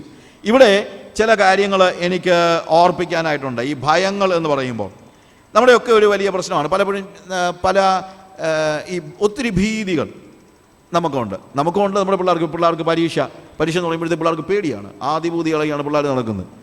എനിക്കറിയാൻ മേലെ എന്തിനാന്ന്. അതൊക്കെ എനിക്ക് തോന്നുന്നത് മിക്കതും ഈ മാതാപിതാക്കൾ ഉണ്ടാക്കി വെച്ച വലിയൊരു പ്രശ്നമാണ്. കാര്യം ഒരു പരീക്ഷ തോറ്റ് കഴിഞ്ഞാൽ ഏതാണ്ട് ആകാശം ഇടിഞ്ഞു വീഴുമെന്നുള്ള നിലയിലാണ് പിള്ളേരെ, തോക്കുകയൊന്നും വേണ്ട, ഫസ്റ്റ് റാങ്ക് കിട്ടിയില്ലെങ്കിൽ പിള്ളേർ ഏതാണ്ട് നരകത്തിൽ പോകുന്നുള്ള രീതിയിലാണ് പിള്ളേരോട് ഇടപെടുന്നത്. എൻ്റെ പ്രിയമുള്ളവരെ, നമ്മളൊന്നും എല്ലാവരും എന്നെ ഫസ്റ്റ് റാങ്ക് വാങ്ങിച്ചുകൊണ്ടാണ് ഇങ്ങോട്ട് വന്നത്, ഒന്നും അല്ലല്ലോ. എന്നിട്ട് നമ്മളൊക്കെ ജീവിച്ചില്ലേ, എന്തോ പറ്റി? നിങ്ങളുടെ പിള്ളേർ ഇപ്പോൾ ഫസ്റ്റ് റാങ്ക് വാങ്ങിച്ചില്ലെന്നും പറഞ്ഞൊന്നും പറ്റാനൊന്നുമില്ല. അവർ പഠിക്കണം, വേണ്ടെന്നൊന്നും ഞാൻ പറയുന്നില്ല. പക്ഷേ പിള്ളേർക്ക് വെറുതെ ടെൻഷൻ കൊടുക്കരുത്. അവരുടെ കപ്പാസിറ്റി അനുസരിച്ച് അവർ പഠിക്കട്ടെ, അവരുടെ കപ്പാസിറ്റി അനുസരിച്ച് അവർ വളരട്ടെ, അവർ പഠിച്ചോളും. നിങ്ങൾ എന്നും ഇങ്ങനെ പടി എന്ന് പറഞ്ഞുകൊണ്ട് വഴക്കുണ്ടാക്കുമ്പോഴാണ് അവർ പഠിക്കാത്തത്. അതുകൊണ്ടെന്താ, ഇന്നിപ്പോൾ പിള്ളേരൊന്നും പഠിക്കുന്നത് അവർക്ക് വേണ്ടിയല്ല, പിള്ളേരെല്ലാം പഠിക്കുന്നത് അപ്പനും അമ്മയ്ക്കും വേണ്ടിയാണ്. അതുകൊണ്ട് നമ്മളില്ലെങ്കിൽ അവർ പഠിക്കുകയില്ല. എന്തുകൊണ്ടാണ്? അവർക്ക് വേണ്ടിയാണ് പഠിക്കുന്നതെന്നൊരു തോന്നലെങ്കിലും ഉണ്ടെങ്കിലല്ല അവർ നമ്മളില്ലാത്തപ്പോഴും പഠിക്കത്തുള്ളൂ. ഇതിപ്പോൾ അതില്ല. ഞാൻ പറഞ്ഞാൽ മനസ്സിലായല്ലോ. നമ്മളിതെല്ലാം നശിപ്പിച്ച് കളയുകയാണ്. നമ്മുടെ ഓവർ കൺസേൺ കൊണ്ട്, നമ്മുടെ ആശങ്കകൾ കൊണ്ട്. അത് വലിയൊരു പ്രശ്നമാണ്. When you look to surroundings, നമുക്കുള്ളത് ആശങ്കകളാണ്, ആങ്സൈറ്റി. ഇന്നത്തെ സമൂഹത്തിലൊരു വലിയ പ്രശ്നമാണ് ആങ്സൈറ്റി. എന്തായിത്തീരും, എൻ്റെ കുഞ്ഞുങ്ങളുടെ ഭാവി എന്തായിത്തീരും? എന്തോ ആകാനാ? ഒന്നും ആകാനില്ല, ഒരു പ്രശ്നവും ഉണ്ടാകത്തില്ല. അത് നമ്മുടെ ഒരു ചിന്തയാണ്, എല്ലാം അങ്ങ് തകർന്നു പോകുമെന്ന്. ഇനി അല്ല, ഇവനൊക്കെ അങ്ങ് പഠിച്ചങ്ങ് ഏതാണ്ടങ്ങ് ആയി കഴിഞ്ഞിട്ട് എന്തോ ഉണ്ടാകാനാ? ഇവനങ്ങ് പഠിച്ചങ്ങ് വലിയ രാജാക്കന്മാരായാൽ, ഞാൻ ചിലപ്പോൾ ആളുകളോട് പറയാറുള്ളൊരു കാര്യമുണ്ട്, ഇവന്മാർ പഠിച്ച് ഇവിടുന്ന് IIT വിട്ട് പഠിപ്പിച്ച് അവനെ അവിടുന്ന് MTech പാസ്സായിട്ട് ഇംഗ്ലണ്ടിൽ പോയി PhD എടുത്തിട്ട് അയർലൻഡിൽ പോയി ഈ തണുപ്പത്ത് വിറച്ച് നിങ്ങളെയും കൂടെ പ്രായമാകുമ്പോൾ അവിടെ കൊണ്ടുപോയി ഇങ്ങനെ വിറച്ചുകൊണ്ടിരിക്കുന്നതിനേക്കാളൊക്കെ നല്ലതല്ലേ പിള്ളേർ വല്ല ഇച്ചിരി റബ്ബറോ തേങ്ങായോ മാങ്ങായോ എന്തെങ്കിലും ഉണ്ടെങ്കിൽ അതും കഴിച്ചോളൊക്കെ ഇവിടെ കിടക്കുന്നത് ഇല്ലേ? ഞാൻ പറഞ്ഞ നമുക്കൊരു തെറ്റിദ്ധാരണയുണ്ട്, ഈ തണുപ്പുള്ള അവിടെയൊക്കെ ചെല്ലുന്നതാണ് ഏതാണ്ട് വലിയ ലോകത്തിലെ ഏതാണ്ട് വലിയ ആനക്കാരി ഒന്നും. അങ്ങനൊന്നുമില്ല. ഇതൊക്കെ തെറ്റിദ്ധാരണകളാണ്. കാര്യം when you look to surroundings, നമ്മളെല്ലാം ഒരു മായിക പ്രപഞ്ചത്തിൽ ജീവിക്കുന്നത് പോലെ ജീവിക്കുന്നത് കൊണ്ടാണ് ഈ ഭീതി, ഭയം, എന്തായിത്തീരും, എന്തോ സംഭവിക്കാൻ പോകുകയാണ്, ഇവിടെ എന്തോ ഉണ്ടാകും എന്നൊക്കെയുള്ള ചിന്ത നമുക്കുണ്ടാകുന്നത്. See, when you look to Jesus, നിങ്ങളുടെ കാഴ്ചപ്പാട് സ്വർഗവുമായിട്ട് റിലേറ്റഡ് ആയിരിക്കും, നിത്യതയുമായി ബന്ധപ്പെട്ടതായിരിക്കും. അപ്പം പിന്നെ നിങ്ങൾക്ക് ഈ കാര്യത്തിലൊന്നും വലിയ ഭീതിയോ ഭയമോ കുഞ്ഞുങ്ങളുടെ കാര്യത്തിലൊക്കെ, because when you look to Jesus, നിങ്ങളുടെ മനസ്സങ്ങ് കുളിരുകയാണ്, നിങ്ങൾക്കൊരു റിയാലിറ്റിയിലേക്ക് വരികയാണ്, നിങ്ങൾ യാഥാർത്ഥ്യം എന്താണെന്ന് തിരിച്ചറിയുകയാണ്. കുഞ്ഞുങ്ങൾ അല്ലെങ്കിൽ നിങ്ങളുടെ ഭാവിയും കുഞ്ഞുങ്ങളുടെ ഭാവിയും ഒക്കെ കർത്താവിൻ്റെ കയ്യിലാണ് നിങ്ങൾ മനസ്സിലാക്കുകയാണ്. എന്നാൽ അതിനപ്പുറത്തായിട്ട് നമ്മൾ മനസ്സിലാക്കുന്നൊരു കാര്യമുണ്ട്, ഇവിടുത്തെ എല്ലാ കാര്യങ്ങളും നൈമിഷികമാണെന്നും ഇതിനപ്പുറത്തൊരു നിത്യത ഉണ്ടെന്നുള്ള ബോധ്യം നമുക്കുണ്ടാകും. ആ നിത്യതയുടെ ബോധ്യമാണ് നമ്മുടെ മുഖത്തെ പ്രകാശിപ്പിക്കുന്നത്. നിത്യതയുടെ ബോധ്യമാണ് നമ്മുടെ മുഖത്തെ പ്രകാശിപ്പിക്കുന്നത്. അല്ലാതെ ഇവിടെ എനിക്ക് എന്തെങ്കിലും കിട്ടുമെന്നുള്ളതുമല്ല. കുറച്ച് കഴിഞ്ഞ് നമ്മൾ പറയും ഇവിടെ ഒന്നും കിട്ടിയില്ലെങ്കിലും വേണ്ടുകയില്ല, എൻ്റെ കുഞ്ഞുങ്ങളൊക്കെ അങ്ങ് സ്വർഗത്തിൽ പോയാൽ മതിയായിരുന്നു. ഇന്നിപ്പോൾ അതല്ല, സ്വർഗത്തിൽ പോയില്ലെങ്കിലും വേണ്ടുകയില്ല, അവൻ അയർലൻഡിൽ പോയാൽ മതിയെന്നാണ് നമ്മൾ പറയുന്നത്. എൻ്റെ പിള്ളേർ സ്വർഗത്തിൽ പോയില്ലെങ്കിലും വേണ്ടുകയില്ല, അവൻ കാനഡയിലോ അയർലൻഡിലോ പോകണമെന്നാണ് നമ്മൾ പറയുന്നത്. എന്തിനാ ഈ പിള്ളേരെ വെറുതെ ഈ നരകത്തിലോട്ട് വിടുന്നത്? ഈ അവിടെ പോയി കുറച്ച് കാശും ഉണ്ടാക്കി എന്നിട്ട് ജീവിതമുണ്ടോ അതുമില്ല, ഭാര്യ വല്ലവനെ കൂടെ പോകുമോ, പിള്ളേർ എവിടെ എങ്ങനെ ജീവിക്കും, ഇതൊന്നും അറിയാൻ വയ്യാതെ ഒടുവിൽ ഇവിടെയും നരകം, ഇത് കഴിഞ്ഞിട്ടും നരകം എന്നുള്ളൊരു സ്റ്റേജിലേക്ക് എന്തിനായി പിള്ളേരെ തള്ളിവിടുന്നത്? അതിനേക്കാളൊക്കെ നല്ലതല്ലേ ഈ കുഞ്ഞുങ്ങളെ ആത്മീകമായി ദൈവവുമായി ബന്ധപ്പെടുത്തി പഠിപ്പിച്ച് വല്ല വിധേന ഇവനൊക്കെ സ്വർഗത്തിൽ പോകുന്നത്? അത് നിങ്ങൾ മനസ്സിലാക്കുക. നിങ്ങളും അത് തന്നെ വേണം. I just want to see that it is not just about children. I say, കുഞ്ഞുങ്ങളുടെ കാര്യം മാത്രമൊന്നുമല്ല പറയുന്നത്, നമ്മുടെ എല്ലാം ആ നിത്യതയെക്കുറിച്ചുള്ള ഒരു ദർശനം നമുക്ക് അത്യന്താപേക്ഷിതമായിരിക്കണം. ആ നിത്യതയെക്കുറിച്ചുള്ള ഒരു ബോധ്യം ഉണ്ടാകുമ്പോൾ, നിത്യതയിൽ നമുക്ക് ദൈവവും ഒരുമിച്ച് ഒരു സൗഹൃദത്തിലാണെങ്കിൽ നമുക്ക് തീർച്ചയായിട്ടും വി ഹാവ് ജോയ്, നമുക്ക് സന്തോഷമുണ്ട്. അലക്സാണ്ടർ ചക്രവർത്തി ഈ കുതിരയെ വിലയ്ക്ക് വാങ്ങിച്ചത് തന്നെയല്ല. അലക്സാണ്ടർ എന്ന കുഞ്ഞാണ്, 12 വയസ്സ്. ഈ കുതിരയായിരുന്നു പിന്നീട് അലക്സാണ്ടറിൻ്റെ കുതിര. ലോകത്തിലെ മിക്ക യുദ്ധങ്ങളിലും അലക്സാണ്ടർ ഈ ബ്യൂസിഫാലസ് എന്ന് പറയുന്ന ഈ കുതിരയിൽ കയറിയാണ് ബ്യൂസിഫാലസ് എന്നതിന് പേരിട്ടത്. ആൻഡ് ഈ കുതിര ലോകത്തിലെ മിക്കവാറുമുള്ള രാജ്യങ്ങളെല്ലാം സഞ്ചരിച്ച എപ്പോഴും ഈ അലക്സാണ്ടറിൻ്റെ സന്തത സഹചാരിയായി തീർന്നു. And he loved his horse very much. അപ്പോൾ ഈ കുതിരയുടെ അലക്സാണ്ടർ ഇതിനെ വാങ്ങിച്ചില്ലായിരുന്നെങ്കിൽ എന്തായിരുന്നു ഇതിനെ സംഭവം? അത് ആരും അറിയാത്ത, ഇന്നിപ്പം 2000-ലേറെ വർഷങ്ങൾക്ക് ശേഷം ഈ കുതിരയുടെ പേര് നമ്മളിപ്പോഴും ഓർക്കുന്നത് എന്തുകൊണ്ടാണ്? ഒരൊറ്റ കാര്യമാണ്, അതിൻ്റെ നോട്ടം ഒന്ന് മാറി. എന്താണ്? അന്നത് സൂര്യനെ ഒന്ന് നോക്കി, അത്രേ ഉള്ളൂ, വേറെ ഒന്നുമില്ല. അന്നത് സൂര്യനെ ഒന്ന് നോക്കിയില്ലായിരുന്നെങ്കിൽ ഈ കുതിരയെക്കുറിച്ച് ലോകത്തിൽ ആരെങ്കിലും അറിയുമോ? ഇല്ല. അപ്പോൾ ആ കുതിരയുടെ ജീവിതം മാറ്റിമറിച്ചത് ഒരു നോട്ടമാണ്. എന്ത്? സൂര്യനിലേക്കുള്ള ഒരു നോട്ടം. അങ്ങനെയെങ്കിൽ ഞാൻ പറയട്ടെ പ്രിയമുള്ളവരെ, നമ്മുടെയൊക്കെ ജീവിതത്തെ മുഴുവൻ മാറ്റിമറിക്കാൻ നീതിസൂര്യനായ യേശുവിങ്കിലേക്കുള്ള ഒറ്റ നോട്ടം മതി. നമ്മുടെ ജീവിതത്തിൻ്റെ വീക്ഷണം മാറുകയാണ്, നമ്മുടെ ജീവിതത്തിൻ്റെ രീതി മാറുകയാണ്, നമ്മുടെ ജീവിതത്തിൻ്റെ ലക്ഷ്യം മാറുകയാണ്, നമ്മൾ നിത്യതയെക്കുറിച്ച് ദർശനമുള്ളവരായിത്തീരുകയാണ്. It is something big. അതുകൊണ്ടാണ് ഞാൻ പറഞ്ഞത് പ്രിയമുള്ളവരെ, ഇന്ന് എനിക്ക് നിങ്ങളോട് എക്സോർട്ട് ചെയ്യാനുള്ള കാര്യം ഇതാണ്: look to him and be radiant. അവങ്കിലേക്ക് നോക്കുക, പ്രകാശിതരായിത്തീരുക. അപ്പോൾ ഒന്നാമത് സംഭവിക്കുന്ന കാര്യം ഭയത്തിൽ നിന്ന് വിടുതൽ കിട്ടി എന്നുള്ളതാണ്. ഇതിനകത്ത് കുതിരയുടെ കാര്യത്തിൽ ഒരു പ്രത്യേകത ഉണ്ടായിരുന്നു. എന്ന് വെച്ച് കഴിഞ്ഞാൽ അത് ഭയപ്പെട്ടത് അതിൻ്റെ നിഴലിനെയാണ്. അതിനകത്തൊന്നും കാര്യമില്ലായിരുന്നു, റിയാലിറ്റി ഇല്ലായിരുന്നു. പക്ഷേ നമ്മുടെ കാര്യത്തിൽ നമ്മളും പലപ്പോഴും ഇതുപോലെ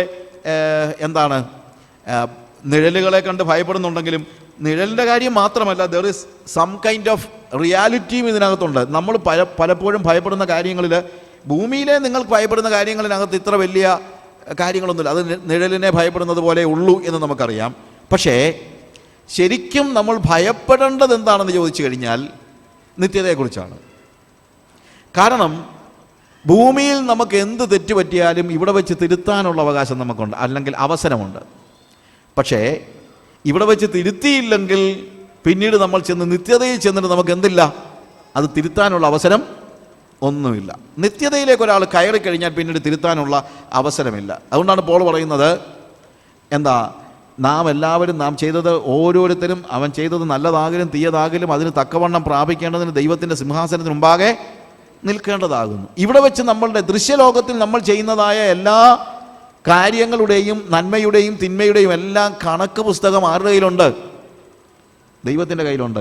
നമ്മൾ ഒരു ദിവസം അദൃശ്യ ലോകത്തിലേക്ക് പ്രവേശിക്കുമ്പോൾ, അവിടെ ചെല്ലുമ്പോൾ അതിനെല്ലാം നമ്മൾ കണക്ക് കൊടുക്കേണ്ടി വരും. ആ കണക്ക് കൊടുക്കേണ്ടി വരുമെന്നുള്ള തിരിച്ചറിവല്ല. അതുകൊണ്ട് പോളോട് പറയുന്നുണ്ട്, അതുകൊണ്ട് ഞങ്ങൾ കർത്താവിനെ ഭയപ്പെട്ട് നിങ്ങളോട് സുവിശേഷം പറയുന്നതാണ് പറയുന്നത്. കർത്താവിനെ ഭയപ്പെട്ട്. എന്തുകൊണ്ട്? എല്ലാവരും കർത്താവിൻ്റെ ന്യായാസനത്തിന് മുമ്പാകെ നിൽക്കേണ്ടി വരും എന്ന യാഥാർത്ഥ്യത്തിൻ്റെ അടിസ്ഥാനത്തിലാണ് പോൾ സുവിശേഷം അറിയിക്കുന്നത്. ഇന്ന് രാത്രിയിൽ ഞാനിവിടെ സുവിശേഷം പ്രസംഗിക്കുമ്പോഴും എൻ്റെ മനസ്സിലും ഉള്ള കാര്യം ഇതാണ്: എന്തുകൊണ്ടാണ് നമ്മളിവിടെ ഇങ്ങനെ ഈ ഹോൾ വാടകയ്ക്കെടുത്ത് ഇത്രയും കാര്യങ്ങളൊക്കെ ചെയ്ത് നമ്മൾ ഈ സുവിശേഷം പറയുന്നതിൻ്റെ കാര്യം എന്താണ്? മറ്റൊന്നുമല്ല. നാം ഒരു ദിവസം ദൈവത്തിൻ്റെ ന്യായാസനത്തിന് മുമ്പാകെ നിൽക്കേണ്ടി വരും. നമ്മുടെ മരണത്തോടുകൂടെ നമ്മൾ നിത്യതയിലേക്ക് പ്രവേശിക്കുകയാണ്. അതിനുശേഷമുള്ള ജീവിതത്തെക്കുറിച്ചുള്ള കൃത്യമായ ബോധ്യമില്ലെങ്കിൽ മരിക്കാൻ പോലും നമുക്ക് ഭയമാണ്. മനുഷ്യൻ്റെ ഏറ്റവും വലിയ ഭയം എന്ന് പറഞ്ഞാൽ ശരിക്കും പറഞ്ഞു കഴിഞ്ഞാൽ മരണഭയമാണെന്നാണ് തോന്നുന്നു. അതാണ് ശരിക്കും എബ്രായ ലേഖനം 2-ാം അധ്യായം അതിൻ്റെ 15-ാമത്തെ വാക്യത്തിൽ എബ്രായ ലേഖനകാരൻ പറയുന്നു, ജീവപര്യന്തം മരണഭയത്തിന് അടിമകളായിരുന്ന നമ്മയൊക്കെയും. അപ്പം മനുഷ്യൻ എങ്ങനെയായിരുന്നു? മരണഭയത്തിലായിരുന്നു. നമ്മൾ അതിനെ മാറ്റാൻ പല പല കാര്യങ്ങളൊക്കെ ചെയ്യുമെങ്കിലും ശരിക്കും ബോധം വരുമ്പോൾ നമുക്കെന്തുണ്ട്? മരണഭയമുണ്ട്. മരണഭയം ഉണ്ടെന്ന് പറഞ്ഞു കഴിഞ്ഞാൽ മരിക്കാനുള്ള പേടി മാത്രമല്ല, മരണഭയം ഇല്ലാതെ ആകണമെങ്കിൽ മരണശേഷം എന്താണെന്നുള്ളതിനെക്കുറിച്ചുള്ള ഒരു ബോധ്യം നമുക്കുണ്ടാകണം. നമ്മളൊരു യാത്ര പുറപ്പെടുമ്പോഴത്തേക്ക് ഇല്ലേ, ഇപ്പം ഞങ്ങൾ കുറിയന്നൂരിൽ നിന്ന് ഞാനിപ്പോൾ ഇങ്ങോട്ട് വന്നു. ഇപ്പോൾ വന്നപ്പോഴത്തേക്ക് എനിക്കറിയാം എങ്ങോട്ടാണ് വരുന്നത്, പാലായിലേക്കാണ്. ഞാൻ മറ്റന്നാളിൽ ഇവിടുന്ന് ആഫ്രിക്കയ്ക്ക് പോകുന്നു, എനിക്കറിയാം ഞാൻ എങ്ങോട്ടാണ് പോകുന്നതെന്നുള്ളതറിയാം ഇല്ലേ. എന്നാൽ ഒന്നും അറിയാൻ വയ്യാതെ ഒരാൾ വീട്ടിൽ നിന്ന് ഇറങ്ങിപ്പോയാലോ? വീട്ടിൽ നിന്ന് ഇറങ്ങി പോകുമ്പോഴത്തേക്ക് എവിടെ താമസിക്കും, എങ്ങോട്ട് പോകും, ഒന്നും അറിയാൻ വയ്യാതെ പോകുമ്പോൾ തീർച്ചയായിട്ടും എന്തുണ്ട്? എന്താണ് ഭാവി എന്നുള്ളതിനെക്കുറിച്ച് അറിയാതെ വരുമ്പോഴാണ് നമുക്ക് എന്തുണ്ടാകുന്നത്? ഭയമുണ്ടാകുന്നത്. നമുക്കിപ്പം ഇവിടുന്ന് ഞങ്ങൾ തിരിച്ച് വീട്ടിലേക്ക്, നിങ്ങളിപ്പോൾ ഇന്ന് വൈകുന്നേരം തിരിച്ച് വീട്ടിലേക്ക് പോകുന്നു. എന്നാൽ നിങ്ങൾ വീട്ടിൽ നിന്ന് നാളെ ഓഫീസിലേക്ക് പോകുന്നു വെക്കുക. ഓഫീസിലേക്ക് പോകുമ്പോഴത്തേക്ക് നിങ്ങൾ ഭീതിയോടെയാണോ പോകുന്നത്? അല്ല. കാരണം നിങ്ങളുടെ സുരക്ഷിതത്വത്തെക്കുറിച്ച് നിങ്ങൾക്കൊരു ബോധ്യമുണ്ട്. നിങ്ങൾ ഇന്ന് ഓഫീസിൽ പോകുന്നു, ഓഫീസിൽ നിന്ന് നിങ്ങൾ മടങ്ങി വീട്ടിലേക്ക് വരുന്നു, ഇങ്ങനെയുള്ള കാര്യങ്ങളെക്കുറിച്ച് നിങ്ങൾക്ക് ബോധ്യമുണ്ട്. എന്നാൽ നിങ്ങളുടെ വീട് ജപ്തി ചെയ്ത് വീട്ടിൽ നിന്ന് ഇറക്കി വിട്ടാലോ? ഓഫീസിലേക്ക് പോകുന്ന ലാഘവത്വത്തോടെ നിങ്ങൾ പോകുമോ? ഇല്ല. കാരണം ഇനി എന്ത് എന്നുള്ളതിനെക്കുറിച്ചുള്ള തിരിച്ചറിവ് നമുക്ക് ഇല്ല. അത് അജ്ഞതയിലാണ്. ആ അജ്ഞതയിൽ നിന്നാണ് നമുക്ക് എന്തുണ്ടാകുന്നത്? ഭീതി ഉണ്ടാകുന്നത്. ഇതുപോലെ ഒരു വ്യക്തി യഥാർത്ഥത്തിൽ മരണത്തെ ഭയപ്പെടുന്നതിൻ്റെ കാരണം മരണശേഷം എന്താണെന്നുള്ളതിനെക്കുറിച്ചുള്ള കൃത്യമായ തിരിച്ചറിവ്, ജ്ഞാനം അവനില്ലാതെ വരുമ്പോഴാണ്. അത് മരണശേഷം എന്തെന്നുള്ളതിനെക്കുറിച്ചുള്ള സയൻറ്റിഫിക് ഇക്വേഷൻ ഒന്നും കിട്ടാനൊന്നുമല്ല. എൻ്റെ ഭാവി എന്താണ്, എൻ്റെ നിത്യത ഞാൻ എവിടെയാണ് എന്നുള്ളതിനെക്കുറിച്ച് ബോധമുണ്ട്. ഞാൻ പറഞ്ഞല്ലോ, ബോധമില്ലാതെ വരുമ്പോഴത്തേക്ക് നമുക്ക് ചിലപ്പം ബോധമില്ലാതെ ഓരോരുത്തർക്ക് എന്തെല്ലാം കാണിക്കുന്നു. ഒരു ചെറുക്കൻ കള്ള് കുടിച്ച് വളരെ ഇതായി കഴിഞ്ഞ് തോക്കും കൊണ്ടിങ്ങനെ നടക്കണം, വെടിവെക്കുമെന്ന് പറഞ്ഞ് ഇങ്ങനെ നിൽക്കുകയാണ്. അപ്പോഴത്തേക്ക് എല്ലാവരും ഇങ്ങനെ പേടിച്ച് മാറിയ കൂട്ടത്തിൽ ഇവൻ്റെ അപ്പൻ വന്നു പറഞ്ഞു, തോക്ക് താഴെ ഇട്. മുന്നേ നിൽക്കുന്ന അപ്പനാണെന്ന് തിരിച്ചറിയാൻ പോലുമുള്ള ബോധം ഇവനില്ല. അപ്പൻ മകനാണല്ലോ എന്ന് വെച്ച് അടുത്ത് വരികയും ഇവൻ വെടിപൊട്ടിക്കുകയും ചെയ്തു. And the father died. അവൻ്റെ മദ്യത്തിൻ്റെ എല്ലാ കെട്ടും വീണുപോയി. ഒറ്റ നിമിഷം കൊണ്ട് തന്നെ അവൻ്റെ കള്ളിൻ്റെ എല്ലാ കെട്ടും വീണുപോയി. എന്തുകൊണ്ടാണ്? അവൻ യാഥാർത്ഥ്യത്തെ തിരിച്ചറിഞ്ഞു. അല്ലെങ്കിൽ അവന് ബോധമില്ലാതെ വരുമ്പോഴത്തേക്ക്, അതുപോലെ മനുഷ്യൻ പലപ്പോഴും നിത്യതയെക്കുറിച്ച് ചിന്തിക്കാതിരിക്കാൻ ലഹരി പിടിക്കത്തക്ക നിലയിൽ കള്ളു കുടിക്കുകയായിരിക്കത്തില്ല, നിത്യതയെക്കുറിച്ച് ചിന്തിക്കാതിരിക്കത്തക്ക നിലയിൽ ഇവിടെ അങ്ങ് സുഖങ്ങൾ കൊണ്ട് നമ്മളെ മൂടിക്കളയാമെന്ന്, അല്ലെങ്കിൽ സുഖങ്ങൾ കുടിച്ച് സുഖങ്ങൾ നുകർന്നുകൊണ്ട് ഒരു പക്ഷേ ബോധമില്ലാതെ, നിത്യതയെക്കുറിച്ച് ബോധ്യമില്ലാതെ മനുഷ്യൻ ജീവിക്കുന്നുണ്ടായിരിക്കാം. ഉണ്ടല്ലോ, നമ്മളങ്ങനെ എത്രയോ ആൾക്കാരെ കാണുന്നുണ്ട്, ഇല്ലേ? They never want to think about eternity. അവർക്ക് നിത്യതയെക്കുറിച്ച് ചിന്തിക്കാൻ ഇഷ്ടമില്ലാത്തതാണ് പ്രശ്നം. പക്ഷേ ഇഷ്ടമുണ്ടെങ്കിലും ഇഷ്ടമില്ലെങ്കിലും ഒരു യാഥാർത്ഥ്യമുണ്ട്. ഒരിക്കൽ മരിക്കുകയും പിന്നെ ന്യായവിധിയും ദൈവം മനുഷ്യന് നിയമിച്ചിരിക്കുന്നു. നിങ്ങൾക്ക് ഇഷ്ടമില്ല എന്ന് വെച്ചുകൊണ്ട് കാര്യമില്ല. ആർക്കാണ് ഇഷ്ടമുള്ളത്? ന്യായവിധിക്ക് ആർക്കാണ് ഇഷ്ടമുള്ളത്? ഇഷ്ടമുണ്ടെങ്കിലും ഇഷ്ടമില്ലെങ്കിലും അതൊരു യാഥാർത്ഥ്യമാണല്ലേ. എനിക്ക് ഇഷ്ടമില്ലാത്തതൊന്നും നടക്കരുതെന്നില്ലല്ലോ. എൻ്റെ ഇഷ്ടമനുസരിച്ചല്ല ലോകം സഞ്ചരിക്കുന്നത്, എൻ്റെ ഇഷ്ടമനുസരിച്ചല്ല നിത്യത സംഭവിക്കുന്നത്.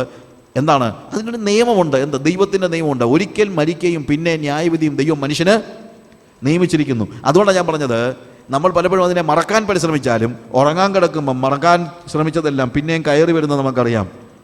Where am I going after this? ഇതിന് ശേഷം ഞാൻ എങ്ങോട്ടാണ് പോകുന്നത് എന്നുള്ള ഒരു ചോദ്യം നമ്മുടെ മനസ്സിൽ എപ്പോഴും ഉണ്ടായിരിക്കും. ഇത് ഒരിക്കലും ഈ നിത്യതയെക്കുറിച്ചുള്ള ഭയം എന്ന് പറയുന്നത് നമുക്ക് ട്രീറ്റ് ചെയ്ത് മാറ്റാനൊന്നും പറ്റത്തില്ല. നമ്മുടെ ഒരു ചിന്ത എന്ന് പറയുന്നത് പലപ്പോഴും ഇതൊരു സൈക്കോളജിക്കൽ ആയിട്ട് ഒരു ഫോബിയ എന്നൊക്കെ നമ്മൾ പറയുമല്ലോ. ചിലർക്ക് വെള്ളത്തെ പേടിയാണ്, ചിലർക്ക് അപ്പോഴത്തേക്ക് അതിന് നമ്മൾ സം കൈൻഡ് ഓഫ് ട്രീറ്റ്മെൻറ്റ് നമ്മൾ കൊടുക്കുന്നുണ്ട്, അല്ലെങ്കിൽ നമുക്കൊരു അവനെ നമ്മൾ കൗൺസിൽ ചെയ്യുന്നുണ്ട്. അങ്ങനെ കൗൺസിൽ ചെയ്ത് ചിലപ്പോൾ ഇതിനെയൊക്കെ മാറ്റാനായിട്ട് പരിശ്രമിക്കുന്നുണ്ട്. പക്ഷേ നിത്യതയെക്കുറിച്ചുള്ള ഭയം നമുക്ക് കൗൺസിൽ ചെയ്ത് മാറ്റാൻ പറ്റുന്ന കാര്യമൊന്നുമല്ല. Because it is A reality അല്ലെങ്കിൽ. അതുകൊണ്ടാണ് ഞാൻ പറഞ്ഞത്, നിഴലുകളാണെങ്കിൽ നമുക്ക് വേണമെങ്കിൽ കാര്യങ്ങൾ പറഞ്ഞ് മനസ്സിലാക്കാം. പക്ഷേ ഇത് നിഴലൊന്നുമല്ല. It's A reality. അതൊരു വലിയൊരു റിയാലിറ്റിയാണ്. അതുകൊണ്ട് നിത്യതയെക്കുറിച്ച് ഉള്ള നമ്മുടെ ഭീതി മാറണമെങ്കിൽ എന്ത് സംഭവിച്ചാലേ പറ്റുള്ളൂ? നിത്യതയിൽ നമ്മൾ എവിടെ ആയിരിക്കുമെന്നുള്ള ആ യാഥാർത്ഥ്യം നമ്മൾ തിരിച്ചറിഞ്ഞാലേ പറ്റുള്ളൂ. അതുകൊണ്ട് മതം പലപ്പോഴും, അത് ഞാൻ പലപ്പോഴും ആളുകൾ ചിലരുടെയൊക്കെ ചിന്ത എന്ന് പറഞ്ഞാൽ മതം ഒരു സൈക്കോളജിക്കൽ ട്രീറ്റ്മെൻറ്റ് കൊടുക്കുന്ന ഒരു സ്ഥാപനം എന്നുള്ള നിലയിലാണ്. ഇപ്പം കാൾ മാർക്സ് ആണെങ്കിലും പറഞ്ഞു, മതം മനുഷ്യനെ മയക്കുന്ന കറപ്പാണ്. കറപ്പെന്ന് പറഞ്ഞാൽ ഓപ്പിയം അല്ലേ? സെഡേറ്റ് ചെയ്യുന്ന ഓപ്പിയമാണ്. ഓപ്പിയം ആൾക്കാർ എന്തിനാണ് കഴിക്കുന്നത്? എല്ലാം മറക്കാൻ. എന്ത് മറക്കാൻ? യാഥാർത്ഥ്യം മറക്കാൻ. യാഥാർത്ഥ്യം മറക്കാനാണ് ഓപ്പിയം കഴിക്കുന്നത്. യാഥാർത്ഥ്യം മറക്കാനാണ് ഒരുത്തൻ കള്ളു കുടിക്കുന്നത്. യാഥാർത്ഥ്യം മറക്കാനാണ് അവൻ പാർട്ടി കൂടുന്നത്. യാഥാർത്ഥ്യം മറക്കാൻ. അതുപോലെ യാഥാർത്ഥ്യം മറക്കാനാണ് മതം എന്ന് കാൾ മാർക്സ് പറഞ്ഞു. കാരണം എന്താണെന്നറിയാമോ? അദ്ദേഹം ചിന്തിച്ചത് യാഥാർത്ഥ്യം എന്ന് പറയുന്നത് ഈ ഭൂമിയിലെ കാര്യങ്ങളാണെന്നാണ്. പക്ഷേ ഭൂമിയിലെ കാര്യങ്ങളല്ല യഥാർത്ഥ യാഥാർത്ഥ്യം. അത് പ്രസൻറ്റ് റിയാലിറ്റീസ് ആണ്. ഓഫ് കോഴ്സ് വിശപ്പൊരു യാഥാർത്ഥ്യമാണ്. നമുക്ക് എല്ലാവർക്കും വിശപ്പൊരു യാഥാർത്ഥ്യമാണ്. ഭക്ഷണം ഒരു യാഥാർത്ഥ്യമാണ്. വസ്ത്രം ഒരു യാഥാർത്ഥ്യമാണ്. പാർപ്പിടം ഒരു യാഥാർത്ഥ്യമാണ്. ഇതൊക്കെ ദൃശ്യ യാഥാർത്ഥ്യങ്ങളാണ്. പക്ഷേ ദൃശ്യ യാഥാർത്ഥ്യങ്ങൾക്ക് അപ്പുറത്ത് ഒരു അദൃശ്യ യാഥാർത്ഥ്യമുണ്ട്. അതാണ് നമ്മുടെ നിത്യത.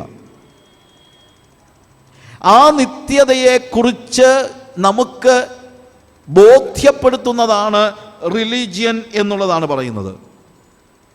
ഞാൻ ടെലിവിഷനിൽ കൈരളി പീപ്പിളിൽ പണ്ട് ഒരു പ്രോഗ്രാം ചെയ്തുകൊണ്ടിരുന്ന കൂട്ടത്തിൽ ഒരു ടോക്ക് ഷോയിൽ അവരെന്നോട് ചോദിച്ചൊരു ചോദ്യമുണ്ട്. ഈ മതങ്ങളൊക്കെ എന്തിനു വേണ്ടിയാണ്? മനുഷ്യനെ ഇങ്ങനെ പേടിപ്പിച്ച് കുറച്ച് പാപമൊക്കെ ചെയ്യാതിരിക്കാനൊക്കെ മനുഷ്യനെ പേടിപ്പിക്കാൻ വേണ്ടിയല്ലയോ? അവിടെ ചെല്ലുമ്പോൾ നരകമുണ്ട് എന്നൊക്കെ പറയാനുള്ളതല്ലേ? അതിനല്ലേ മതം? എന്നാൽ ഞാൻ പറഞ്ഞ കാര്യം ഇതാണ്, അതിനല്ല മതം. ഇനി അതിനാണെങ്കിൽ, അതായത് മനുഷ്യനെ പേടിപ്പിക്കാൻ വേണ്ടിയും അങ്ങനെ കുറച്ചൊക്കെ നന്മ ഉണ്ടാകാനും വേണ്ടിയാണ് മതമെങ്കിൽ അതിൻ്റെ പേരിൽ തന്നെ ഞാൻ മതത്തെ അപ്രീഷിയേറ്റ് ചെയ്യും. കാര്യം ഈ പേടിയില്ലാത്തത് കൊണ്ടല്ലേ ഇന്നത്തെ എല്ലാ പ്രതിസന്ധികളും. അതുകൊണ്ട് ഒരു നിരീശ്വരവാദി തന്നെ പറഞ്ഞത് ദൈവം ഇല്ലായിരിക്കും, പക്ഷേ ഇല്ലെങ്കിലും നമുക്കൊരാളെ കണ്ടുപിടിച്ചാലേ പറ്റുള്ളൂ. എന്നാന്ന് വെച്ച് കഴിഞ്ഞാൽ ദൈവം ഇല്ലാത്ത ഒരു സ്റ്റേജ് ഒന്ന് ആലോചിച്ച് നോക്കിയാൽ, മനുഷ്യൻ്റെ മനസ്സിൽ നിന്ന് ദൈവവും കൂടെ അങ്ങോട്ടൊന്ന് പോയി കഴിഞ്ഞാൽ, ദൈവം കൂടെ ഉണ്ടായിട്ട് ഇത് എന്താ നടക്കുന്നത് നമ്മൾ മനസ്സിലാക്കണം. മനുഷ്യൻ്റെ മനസ്സിൽ നിന്ന് ദൈവം കൂടെ അങ്ങോട്ട് പോയി കഴിഞ്ഞാൽ എന്തായിരിക്കും സ്റ്റേജ് നിങ്ങളൊന്ന് ആലോചിച്ച് നോക്കിയേ. എന്നാൽ അതൊരു യാഥാർത്ഥ്യമായിരിക്കെ തന്നെ ടെലിവിഷനിൽ ഞാൻ പറഞ്ഞ കാര്യം ഇതാണ്. പക്ഷേ ഞാൻ റിലീജിയനെ അല്ലെങ്കിൽ ഞാൻ ക്രിസ്ത്യാനിത്വത്തെ അപ്രീഷിയേറ്റ് ചെയ്യുന്നത് not because it is giving some kind of ഒരു മനുഷ്യനെ ഒരു ഭീതി നൽകുന്നുള്ളതുകൊണ്ടല്ല. അതല്ല അതിൻ്റെ യാഥാർത്ഥ്യം. റിലീജിയനാണ്, മതമാണ് മരണത്തിനപ്പുറത്തുള്ള യാഥാർത്ഥ്യത്തെക്കുറിച്ച് എന്തെങ്കിലും പറയാൻ യോഗ്യതയുള്ളത്, എന്തെങ്കിലും പറയുന്നത്, എന്തെങ്കിലും ചിന്തിക്കുന്നത് ഇല്ലേ. നമ്മൾ ബാക്കിയുള്ള എല്ലാം കുഴിമാടം കഴിയുമ്പോഴത്തേക്ക്, കുഴിമാടത്തിനപ്പുറത്ത് എന്താണെന്നുള്ളതിനെക്കുറിച്ച് സയൻസ് ഒന്നും പറയുന്നില്ല. Science doesn't speak, it keep silence, പൂർണ്ണമായും മൗനമാണ്. ഏതെങ്കിലും സയൻസിലെ ഏതെങ്കിലും ഒരു തത്വശാസ്ത്രത്തിൽ എവിടെയെങ്കിലും ഒരിടത്ത് നിങ്ങൾ മതത്തിന് ശേഷമുള്ള കാര്യത്തെക്കുറിച്ച് എന്തെങ്കിലും സയൻസ് പറയുന്നത് കേൾക്കുന്നുണ്ടോ? ഇല്ല. വാട്ട് ഹാപ്പൻസ് ആഫ്റ്റർ ഡെത്ത്, ഹിസ്റ്ററിയിൽ ഒരു റെക്കോർഡുമില്ല. ഹിസ്റ്ററിയിൽ ഒരു റെക്കോർഡുമില്ല മരണത്തിന് ശേഷം എന്ത് സംഭവിക്കുന്നു എന്നുള്ളതിനെക്കുറിച്ച്. പക്ഷേ അതിനെക്കുറിച്ച് നമ്മുടെ ഹൃദയത്തിൻ്റെ ഉള്ളിൽ ദൈവം നമ്മുടെ ഹൃദയത്തിൻ്റെ ഉള്ളിൽ എഴുതി വച്ചിരിക്കുന്നത് കൊണ്ടാണ് ബാക്കിയുള്ള സെഡേഷനിൽ നിന്ന് മാറുമ്പോഴേക്കും നമുക്ക് വേദനയാണെങ്കിലും എപ്പോഴാണ് വേദന ഉണ്ടാകുന്നത്? നമുക്ക് മോർഫിൻ കുത്തിവെച്ച് കഴിഞ്ഞാൽ അതിൻ്റെ കെട്ടുവിടുമ്പോൾ നമുക്ക് എന്തുണ്ടാകും? വേദന ഉണ്ടാകുമെന്ന് പറയുന്നത് പോലെ നമ്മൾ പല പല കാര്യങ്ങൾ കൊണ്ട് നിത്യതയുടെ ബോധ്യം ഒളിച്ചു വെക്കാൻ നോക്കുന്നു. പക്ഷെ കുറച്ച് കഴിയുമ്പോൾ ബോധം വരുമ്പോൾ വീണ്ടും ആലോചിക്കും, ദൈവമേ, മരണത്തിന് ശേഷം നിത്യതയെക്കുറിച്ചുള്ള ഒരു ഭീതി. എന്നാൽ മതം എന്ന് പറയുന്ന ഞാൻ പണ്ട് ഒരു മാസികയിൽ വനിതയിലോ മറ്റോ ആണെന്ന് തോന്നുന്നു ഒരു article, I wrote an article against that. അന്ന് ഒരു പിള്ളേരുടെ ഇടയ്ക്ക് സർവേ നടത്തിയിട്ട് റിലീജിയൻ്റെ പ്രശ്നമായിട്ട് അന്ന് ആ മാസിക, ഇപ്പോഴല്ല, years back, may be 20 years back, അതിനകത്ത് അവർ പറഞ്ഞ കാര്യം, മതം ചെയ്യുന്ന ഏറ്റവും വലിയ പ്രശ്നം മനുഷ്യനിൽ കുറ്റബോധം ഉണ്ടാക്കുന്നു. മതത്തിൻ്റെ ഏറ്റവും വലിയ പ്രശ്നം എന്താണ്? മനുഷ്യനിൽ എന്തുണ്ടാക്കുന്നു? കുറ്റബോധം ഉണ്ടാക്കുന്നു. ആരെങ്കിലും എന്തെങ്കിലും തെറ്റ് ചെയ്ത് കഴിഞ്ഞാൽ അവനിൽ കുറ്റബോധം നിറച്ച് അവനെ പീഡിപ്പിക്കുകയാണ് മതം ചെയ്യുന്നത് എന്ന് ഈ മാസികയുടെ ഒരു റിപ്പോർട്ട്. അതെല്ലാവരും അപ്രീഷിയേറ്റ് ചെയ്യുകയും ചെയ്തു. I wrote against that. ഞാനതിനെതിരായിട്ട് ഐ റോട്ട് ആൻ ആർട്ടിക്കിൾ. അത് അന്നുണ്ടായിരുന്ന പല മാസികകളിലും, ഷാലോം ടൈംസിലും മറ്റ് പല മാസികകളിലും, ഈവൻ ഇൻ ദേശാഭിമാനി, എല്ലാ മാസികകളിലും ആ ആർട്ടിക്കിൾ അവർ പബ്ലിഷ് ചെയ്തിരുന്നു. റിലീജിയൻ ചെയ്യുന്ന കാര്യം എന്താണ്? കുറ്റബോധം ഉണ്ടാക്കുന്നു എന്നുള്ളതാണ് ഇവർ പറയുന്നത്. അപ്പോൾ എന്താ അതിൻ്റെ അർത്ഥം? റിലീജിയൻ ഇല്ലെങ്കിൽ കുറ്റബോധം ഇല്ലാതെ പാപം ചെയ്യാമെന്നല്ലേ? റിലീജിയൻ ഇല്ലെങ്കിൽ പിന്നെന്ത് ചെയ്യാം? മതം ചെയ്യുന്ന ഏറ്റവും വലിയ പ്രശ്നം എന്താണ്? പാപം ചെയ്യുമ്പോൾ എന്തുണ്ടാക്കുന്നു? കുറ്റബോധം ഉണ്ടാക്കുന്നു. അപ്പോൾ മതമില്ലെങ്കിൽ എന്ത് ചെയ്യാം? കുറ്റബോധമില്ലാതെ പാപം ചെയ്യാം. അതല്ലേ സംഭവിക്കുന്നത് ഇന്ന്. റിലീജിയൻ ആ രീതിയിൽ തന്നെ ഒരു ഗുണം ചെയ്യുന്നുണ്ട്. പക്ഷേ ഞാൻ ക്രിസ്ത്യാനിറ്റിയെ അപ്രീഷിയേറ്റ് ചെയ്യുക, അല്ലെങ്കിൽ ഞാനതിനെ പിൻപറ്റുന്നത് ഇങ്ങനെ ഒരു സൈക്കോളജിക്കൽ ട്രീറ്റ്മെൻറ്റ് നൽകുന്നത് കൊണ്ടല്ല. ക്രിസ്ത്യാനിറ്റി, ബൈബിൾ, വേദപുസ്തകം ഡീൽ ചെയ്യുന്നത് മനുഷ്യൻ്റെ സൈക്കോളജിക്കൽ പ്രശ്നങ്ങളല്ല പ്രിയമുള്ളവരെ. ഒരുപക്ഷെ മതം അങ്ങനെ ആയിരിക്കാം. മതം മനുഷ്യൻ്റെ സൈക്കോളജിക്കൽ ട്രീറ്റ്മെൻറ്റ് കൊടുക്കുന്നുണ്ടായിരിക്കും. പക്ഷേ വേദപുസ്തകം റിയാലിറ്റിയാണ് ഡീൽ ചെയ്യുന്നത്, യാഥാർത്ഥ്യത്തെയാണ് ഡീൽ ചെയ്യുന്നത്.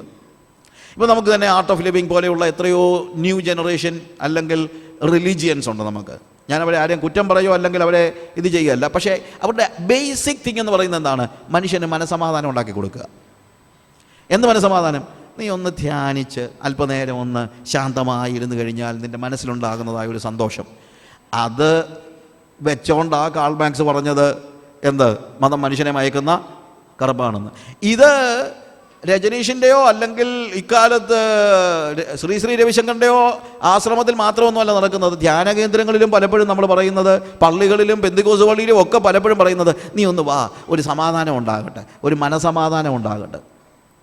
മനസമാധാനം ഉണ്ടാകുന്നത് ഒരു യാഥാർത്ഥ്യം കണ്ടിട്ടായിരിക്കണം മനസമാധാനം ഉണ്ടാകുന്നത്. അല്ലാതെ ഒരു സൈക്കോളജിക്കലായിട്ട് പാട്ട് പാടി കൈയടിച്ച് പൊട്ടിക്കുമ്പോൾ ഉണ്ടാകുന്നൊരു സന്തോഷമൊന്നും അല്ല വേദപുസ്തകം നൽകുന്ന സന്തോഷം.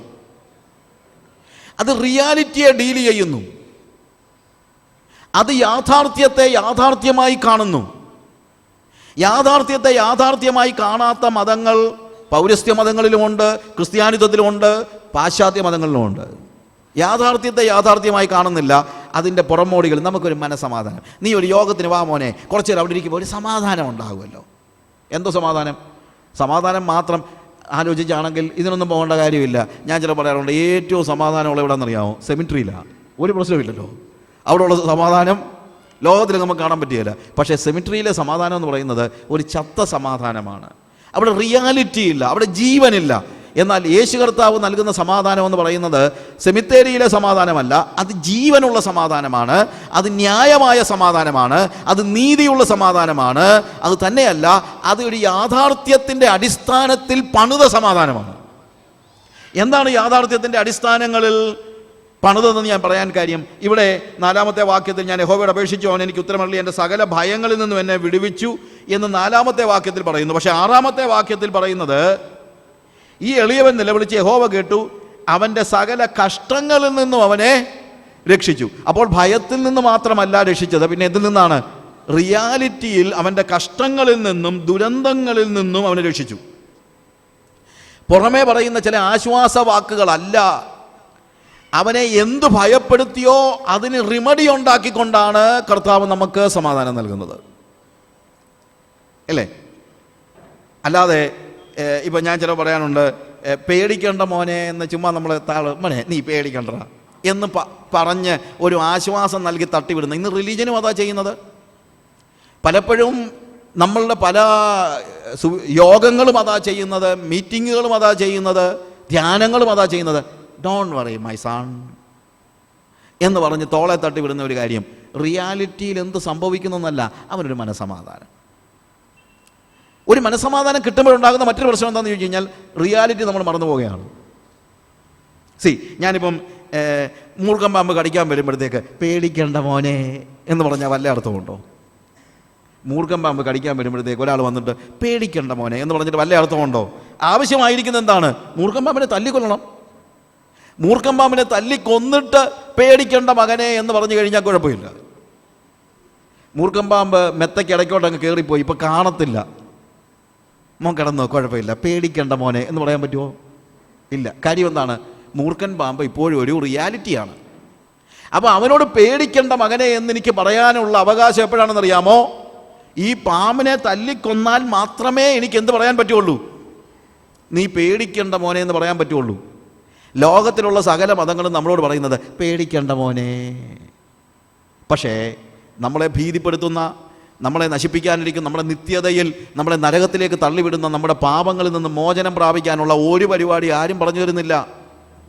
നമ്മുടെ പാപങ്ങളിൽ നമ്മൾ തുടരുമ്പോഴും നമ്മുടെ തോളെ തട്ടിയിട്ട് പേടിക്കേണ്ട കുഞ്ഞെ എന്ന് പറയുന്ന റിലീജിയൻ കൊണ്ട് നമുക്ക് എന്താ ഗുണം? അവർ നമ്മളെ കളിപ്പിക്കുകയല്ലേ? That is my question. എന്താണ് ആവശ്യമായിരിക്കുന്നത്? നമ്മളെ നശിപ്പിക്കുന്ന, നമ്മുടെ നിത്യതയെ കൊത്തിവലിക്കുന്ന, നരകത്തിലേക്ക് നമ്മളെ തള്ളിയിടുന്ന നമ്മുടെ പാപത്തിൻ്റെ, നമ്മളെ നരകത്തിന് അധീനരാക്കുന്ന പാപത്തിൻ്റെ ശക്തിയെ ഇല്ലായ്മ ചെയ്ത് തച്ചുടയ്ക്കാൻ കഴിയുന്ന ഒരു വ്യക്തിക്ക് മാത്രമേ ഭയപ്പെടണ്ട എന്ന് പറയാനുള്ള അവകാശമുള്ളൂ. അല്ലാത്ത ഒരാൾക്കത് പറയാൻ അവകാശമില്ല. അല്ലാത്ത ആളുകളുടെ സൈക്കോളജിക്കൽ ട്രീറ്റ്മെൻറ്റ് കൊണ്ട് കാര്യമില്ല. കാരണം റിയാലിറ്റിയിൽ വീണ്ടും അപകടം കിടക്കുകയാണ്. അതുകൊണ്ടാണ് ഞാൻ പറഞ്ഞത്, റിലീജിയനെ നിങ്ങളെ രക്ഷിക്കാൻ കഴിയത്തില്ല. റിലീജിയൻ നിങ്ങളെ കളിപ്പിക്കുകയാണ്, മതം നിങ്ങളെ കളിപ്പിക്കുകയാണ്. എന്തുകൊണ്ട്? റിയാലിറ്റിയിലേക്ക് റിയാലിറ്റിക്ക് നേരെ കണ്ണുകൾ അടയ്ക്കുക മാത്രമാണ് ചെയ്യുന്നത്. എന്നാൽ യേശു കർത്താവ് ചെയ്ത കാര്യം അതല്ല. യേശു കർത്താവ് റിയാലിറ്റിയെ കണ്ടുകൊണ്ട് എന്താണ് നമ്മുടെ പാപങ്ങൾക്ക് അല്ലെങ്കിൽ എന്താണ് നമ്മുടെ ഭീതിക്ക് കാരണമെന്നുള്ളത് അവൻ മനസ്സിലാക്കി, അല്ലെങ്കിൽ അവനത് അറിയാവുന്നത് കൊണ്ട് അവൻ ആ അവസ്ഥ ഇല്ലാതെയാക്കിക്കൊണ്ടാണ് നമ്മളോട് ഭയപ്പെടണ്ട എന്ന് പറയുന്നത്. എന്തുകൊണ്ടാണ് നമ്മുടെ എബ്രായ ലേഖനം 2-ാം അധ്യായം അതിൻ്റെ 14-15 നമ്മൾ നേരത്തെ പറഞ്ഞല്ലോ, മരണഭീതിക്ക് അടിമകളായിരുന്ന, അവിടെ 14-15 വാക്യങ്ങൾ വായിക്കുമ്പോൾ പറയുന്നത്, മക്കൾ ജഡരക്തങ്ങളോട് കൂടിയവരാകൊണ്ട് അവനും അവരെ പോലെ ജഡരക്തങ്ങളോട് കൂടിയവനായി മരണത്തിൻ്റെ അധികാരിയായ പിശാചിനെ തൻ്റെ മരണത്താൽ നീക്കി ജീവപര്യന്തം മരണഭീതിയിൽ അടിമകളായിരുന്നവരെയൊക്കെയും വിടുവിച്ചു. നോക്ക്, യേശു കർത്താവ് പേടിക്കേണ്ട മകനെ എന്ന് വെറുതെ പറയുകയല്ല. യേശുവിനറിയാം എന്താണ് യാഥാർത്ഥ്യം. ഞാൻ എന്തുകൊണ്ടാണ് നിത്യതയെ ഭയപ്പെടുന്നത്? കാര്യം പാപിയായി ഞാൻ നിത്യതയിലേക്ക് പ്രവേശിച്ചാൽ നരകമാണ് എനിക്ക് വേണ്ടി ഒരുക്കിയിരിക്കുന്ന സ്വാഭാവികമായി എനിക്ക് ലഭിക്കാനുള്ള ഏറ്റവും കുറഞ്ഞ ശിക്ഷ എന്നുള്ളത് എനിക്കറിയാം. അത് ദൈവത്തിനും അറിയാം. അതിന് പകരം ഇവിടെ പാട്ട് പാടുമ്പം കിട്ടുമ്പോഴോ അല്ലെങ്കിൽ കണ്ണുകളെ അടച്ച് കൈകളെ ഉയർത്തി നിൽക്കുമ്പോൾ കിട്ടുന്ന വ്യാജ സംതൃപ്തിക്കകത്തൊന്നും കാര്യമില്ല. എന്താണ് ആവശ്യം? എൻ്റെ പാപങ്ങളിൽ നിന്ന് എനിക്ക് മോചനം കിട്ടണം. ഇല്ലെങ്കിൽ പാപിയായ ഓരോ മനുഷ്യനും, പാപം ചെയ്തിട്ടുള്ള സകല മനുഷ്യനും അങ്ങോട്ട് ചെന്ന് കഴിഞ്ഞാൽ എങ്ങോട്ടേ പോകത്തുള്ളൂ? നരകത്തിലേക്ക് മാത്രമേ പോകത്തുള്ളൂ. മരണത്തിൻ്റെ അധികാരിയായിരുന്ന പിശാചെന്ന് പറഞ്ഞു കഴിഞ്ഞാൽ ചില വാക്കുകളൊക്കെ ഉണ്ടല്ലോ, പലപ്പോഴും നമുക്ക് തെറ്റിദ്ധാരണ ഉണ്ടാക്കുന്നൊരു കാര്യമുണ്ട്. അപ്പം പിശാചാണോ ഒരാൾ മരിക്കണോ വേണ്ട എന്ന് തീരുമാനിക്കുന്നത്? അല്ല, ഇവിടുത്തെ അർത്ഥം അതല്ല. മരണത്തോടുകൂടെ ഒരു മനുഷ്യൻ നിത്യതയിലേക്ക് പ്രവേശിക്കുമ്പോൾ പാപിയായ മനുഷ്യനെ നരകത്തിലേക്ക് കൊണ്ടുപോകുവാനുള്ള അധികാരം ആർക്കുണ്ട്? പിശാചിനോ. അത്രയേ ഉള്ളൂ. അല്ലാതെ ഞാൻ ജീവിക്കണോ മരിക്കണോ തീരുമാനിക്കുന്നൊന്നും പിശാചൊന്നുമല്ല. ആരും പേടിക്കൊന്നും വേണ്ട. അങ്ങനൊന്നും പിശാചിന് അധികാരമൊന്നുമില്ല. മരണത്തിൻ്റെ അധികാരിയായ പിശാചെന്ന് ഇവിടെ പറയുന്നത് ഈ സാഹചര്യത്തിലാണ്. അതായത് when you die, if you are a sinner, you are going to hell. നിങ്ങൾ മരിക്കുമ്പോൾ നിങ്ങൾ പാപത്തിന് അധീനരാണെങ്കിൽ നിങ്ങൾക്ക് ഒരുക്കിയിരിക്കുന്നതായ സ്വാഭാവിക സ്ഥലമെന്ന് പറയുന്നത് നരകമാണ്. അതിനുള്ള നിങ്ങളെ അവിടെ പാപിയായ ഒരു മനുഷ്യനെ നരകത്തിലേക്ക് കൂട്ടിക്കൊണ്ടു പോകാനുള്ള അധികാരം മാത്രമേ ആർക്കുള്ളൂ? പിശാചിനുള്ളൂ. തന്നെയല്ല, യേശു ക്രിസ്തുവിൻ്റെ ക്രൂശ് മരണത്തിൽ സംഭവിക്കുന്ന ഒരു കാര്യമുണ്ട്. വെൻ ജീസസ് ഡൈഡ്, അതിന് മുമ്പ് യേശു ക്രിസ്തു പാപപരിഹാര ബലിയായി മരിക്കുന്നതിന് മുമ്പ് വിശുദ്ധരായി ജീവിച്ചിരുന്ന പഴയ നിയമത്തിലെ വിശുദ്ധന്മാരെ കുറിച്ചൊക്കെ വേദോസം പഠിപ്പിക്കുന്നത് അവരൊക്കെ നരകത്തിലേക്ക് പോയെന്നല്ല, അവരൊക്കെ പാതാളത്തിലേക്ക് പോയി എന്നാണ്. പാതാളം എന്ന് പറയുന്നത് നരകമൊന്നുമല്ല. പാതാളം എന്ന് പറയുന്നത് മരിച്ചവർ ചെന്നെത്തുന്ന സ്ഥലം എന്ന നിലയിലാണ് പഴയ നിയമത്തിൽ പലയിടത്തും ഉപയോഗിച്ചിരിക്കുന്നത്. യാക്കോബ് തന്നെ പറയുന്നുണ്ട്, നിങ്ങൾ എൻ്റെ നരയെ ദുഃഖത്തോടുകൂടെ പാതാളത്തിലേക്ക്, നരകത്തിലേക്കല്ല, പാതാളത്തിലേക്ക്. ഇവിടെ അബ്രഹാമിൻ്റെ മടിയിൽ, ധനവാനും ലാസറിൻ്റെയും കഥയിൽ ലാസർ എവിടെയായിരിക്കുന്നത്? അബ്രഹാമിൻ്റെ മടിയിൽ. പക്ഷേ ധനികൻ എവിടെയായിരിക്കുന്നത്? ധനികൻ യാതനാ സ്ഥലത്താണ്. പാതാളം എന്ന് പഴയ നിയമത്തിൽ പലയിടത്തും പറഞ്ഞിരിക്കുന്ന കാര്യങ്ങൾ യാതനാസ്ഥലമല്ല, പക്ഷേ അവർ ദൈവത്തിൻ്റെ സാമീപ്യത്തിലേക്കും ദൈവത്തിൻ്റെ സാന്നിധ്യത്തിലേക്കും പ്രവേശിക്കാനായിട്ട് കഴിയാതെ, അല്ലെങ്കിൽ they were kept in a separate place. ദൈവ സാന്നിധ്യത്തിൻ്റെ ആ സമൃദ്ധിയിലേക്കും സന്തോഷത്തിലേക്കും ഒക്കെ അവർ പ്രവേശിക്കുന്നതിന് മുമ്പ് അവരുണ്ടായിരുന്നതായ ഒരു സ്ഥലം. That's all. യേശു കർത്താവ് മരിക്കുമ്പോൾ അവൻ താഴേക്ക് ഇറങ്ങിച്ചെന്നു എന്ന് പൗലോസ് പറയുന്നു. ഇറങ്ങിച്ചെന്നു. മരിച്ചു കഴിഞ്ഞാൽ മരിക്കുന്ന എല്ലാവരും ചെന്നുകൊണ്ടിരുന്ന സ്ഥലമാണ്. വാസം പറഞ്ഞു കഴിഞ്ഞാൽ പാതാളം എന്ന് പറയുന്ന സ്ഥലം. യേശുവും ചെന്നു. അവിടെ വിശുദ്ധന്മാരായ ആളുകളുണ്ട്. അവൻ പാതാളത്തിലുള്ളവരോടും സുവിശേഷം അറിയിച്ചു എന്ന് പറയുന്നത്, നമ്മളിപ്പം മരിച്ചു കഴിഞ്ഞിട്ട് പിന്നെ സുവിശേഷം അറിയിച്ച് ആരെങ്കിലും രക്ഷിക്കാമെന്നൊന്നും അല്ല. അങ്ങനെയൊക്കെ പലപ്പോഴും ആളുകൾ പഠിപ്പിക്കുന്നുണ്ട്. അതല്ല അതിൻ്റെ അർത്ഥം. പഴയ നിയമ വിശുദ്ധന്മാരുടെ അരികിൽ ചെന്നിട്ട് ഹി പ്രൊക്ലെയിംഡ് വിക്ടറി എന്ന് എഴുതിയിരിക്കുന്നത്, അവൻ വിജയം പ്രഘോഷിച്ചു. എന്നിട്ട് പറഞ്ഞു, ഇനി നിങ്ങൾ ഇവിടെ കഴിയേണ്ട കാര്യമില്ല, കാരണം ഞാൻ മരണത്തെ ജയിച്ചിരിക്കുന്നു. അതുവരെ മരണമെന്ന് പറയുന്ന ഒരു ഫ്ലഷ് ഡോർ ഉണ്ടല്ലോ, നമ്മളുടെ ചില ഡോറുകളൊക്കെ ഒരു പ്രത്യേകതയുണ്ടല്ലോ, അകത്തോട്ട് മാത്രം തുറക്കുന്ന ഡോറുണ്ട്. അത് പുറത്തോട്ട്, ഇപ്പം നമ്മളിപ്പം ഒരു ഡോറ്, ചില ഡോർസ് ഉണ്ട് സ്വിങ്ങിങ് ആണ്, അങ്ങോട്ടും ഇങ്ങോട്ടും പോകും. പക്ഷേ മിക്ക ഡോറുകളും എങ്ങനെയുള്ളതാണ്? ഇറ്റ് ഓപ്പൺസ് ഓൺലി അകത്തോട്ട് മാത്രം തുറക്കുന്ന ഡോറ്. യേശു കർത്താവിൻ്റെ മരണത്തിന് മുമ്പ് ഈ പാതാളത്തിൻ്റെ ഡോർ അകത്തോട്ട് മാത്രമേ തുറക്കത്തുള്ളായിരുന്നു. ആരകത്തോട്ട് കയറിയാലും പിന്നെ പുറത്തോട്ട് വരാൻ കഴിയില്ല. വിശുദ്ധന്മാർക്ക് പോലും കഴിയുമായിരുന്നില്ല. എന്നാൽ യേശു കർത്താവ് പാതാളത്തിലേക്ക് ചെന്ന് കഴിഞ്ഞപ്പോൾ പാതാളത്തിന് അവനെ പിടിച്ചു വെക്കാൻ കഴിഞ്ഞില്ല. അപ്പോസ്തലപ്രവൃത്തി 2-ാം അധ്യായത്തിൽ പത്രോസ് പ്രസംഗിക്കുന്ന പ്രസംഗത്തിൽ അത് കൃത്യമായിട്ട് പറഞ്ഞു, മരണപാശങ്ങൾക്ക് അവനെ പിടിച്ചടക്കുവാൻ കഴിഞ്ഞില്ല. അതുകൊണ്ട് എന്താണ്, നമ്മൾ ഈ ദഹിക്കാത്ത ഭക്ഷണം ഉണ്ടല്ലോ, നമ്മളെന്തെങ്കിലും കഴിച്ചിട്ട് ദഹിച്ചില്ലെങ്കിൽ എന്തോ സംഭവിക്കും? കുറച്ച് കഴിയുമ്പോൾ നമ്മൾ വൊമിറ്റ് ചെയ്യുന്നത് പോലെ യേശുവിനെ പാതാളത്തിന് സൂക്ഷിച്ചു വെക്കാൻ കഴിഞ്ഞില്ല. അതുകൊണ്ട് യേശുവിനെ പുറത്ത് കളഞ്ഞേ പറ്റൂ. So what happened? യേശു പുറത്തോട്ട് വാതിൽ തുറന്നു. ആദ്യമായിട്ടാണ് പാതാളത്തിൻ്റെ വാതിൽ പുറത്തോട്ട് തുറക്കുന്നത്. അതുവരെ അത് അകത്തോട്ടേ കയറത്തുള്ളായിരുന്നു. ഇപ്പൊ പുറത്തോട്ട് തുറന്നു. എന്നിട്ട് വിശുദ്ധന്മാരായ എല്ലാവരോടും പറഞ്ഞു, ഇതാ വിജയം, നിങ്ങൾക്കെല്ലാം എന്നോട് കൂടെ പറുദീസയിലേക്ക് പോകാം. അപ്പോൾ മരണത്തിൻ്റെ അധികാരിയായിരുന്ന പിശാചിനെ തൻ്റെ മരണത്താൽ നീക്കി. അവിടെ എഴുതിയിരിക്കുന്ന വാക്കതാണ്, മരണത്തിൻ്റെ അധികാരിയായ പിശാചിനെ തൻ്റെ മരണത്താൽ നീക്കി ജീവപര്യന്തം മരണഭീതിക്ക് അടിമകളായിരുന്നവരെയൊക്കെയും അവൻ വിടുവിച്ചു. നേരത്തെ ഒരാൾ മരിച്ചു കഴിഞ്ഞാൽ അവൻ പാതാളത്തിലേക്ക് പോകുന്നു, അവിടെ നിന്ന് മടങ്ങി വരാനുള്ള സാഹചര്യമില്ല. എന്നാൽ യേശു എന്ത് ചെയ്തു? തൻ്റെ മരണം കൊണ്ട്, അവൻ മരിച്ചില്ലെങ്കിൽ അവൻ ഈ ഡോറ പുറത്തോട്ട് തുറക്കാൻ പറ്റത്തില്ല, അതുകൊണ്ടാണ് യേശു മരിച്ചത്. യേശു മരിച്ച് പാതാളത്തിലേക്ക് ചെന്ന്, പാതാളം എന്ന് ഉദ്ദേശിക്കുന്ന നരകമല്ല, ഞാൻ പറഞ്ഞല്ലോ, ചെന്നിട്ട് എന്ത് സംഭവിക്കുന്നു? അവിടെ ഉണ്ടായിരുന്ന വിശുദ്ധന്മാർ, പഴയ നിയമത്തിലെ വിശുദ്ധന്മാരെ എല്ലാം കൂട്ടിയിട്ട് പറഞ്ഞു, ഇനി നിങ്ങൾ ഇവിടെ കിടക്കേണ്ട കാര്യമില്ല, ഇതാ ഞാൻ ഡോറ് പുറത്തോട്ട് തുറക്കാൻ പോകുകയാണ്, എൻ്റെ കൂടെ പോര്. തൻ്റെ സ്വന്തം മരണം കൊണ്ട് യേശു കർത്താവ് എന്ത് ചെയ്തു? അന്ന് വരെയും മരണത്തിൻ്റെ അധികാരിയായിരുന്ന പിശാചിനെ അവൻ തോൽപ്പിച്ചു. അവനിപ്പോൾ നമുക്ക് എന്ത് ചെയ്തിരിക്കുകയാണ്? നമുക്ക് വിജയം നൽകിയിരിക്കുകയാണ്. ഇപ്പം നമുക്ക് പാതാളത്തിൽ കഴിയേണ്ട കാര്യമില്ല. അതുകൊണ്ടാണ് നമ്മുടെ മരണഭീതി മാറുന്നത്. അതുകൊണ്ട് ഇനി നമ്മൾ മരിച്ചാൽ പാതാളത്തിലോട്ടല്ല പോകുന്നത്, ഇനി നമ്മൾ മരിച്ചാൽ കർത്താവിൻ്റെ സാന്നിധ്യത്തിലേക്കാണ് നമ്മൾ പോകുന്നത്. We go to the presence of the Lord because നമ്മുടെ ജീവൻ ക്രിസ്തുവിൽ മറഞ്ഞിരിക്കുന്നു എന്നുള്ളതാണ് പറയുന്നത്.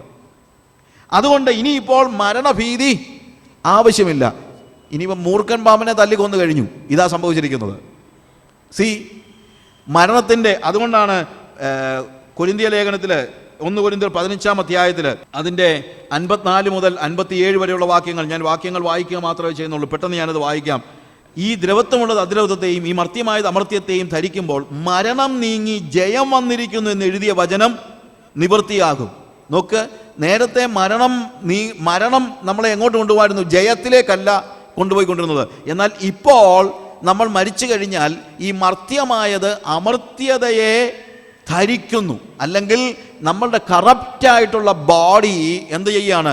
സ്വർഗീയമായ ഒരു ബോഡിയിലേക്ക് നമ്മൾ പ്രവേശിക്കുകയാണ്. So what happens? We will be with Jesus in heaven. കർത്താവിനോട് കൂടെ നമ്മൾ സ്വർഗത്തിലാണ്.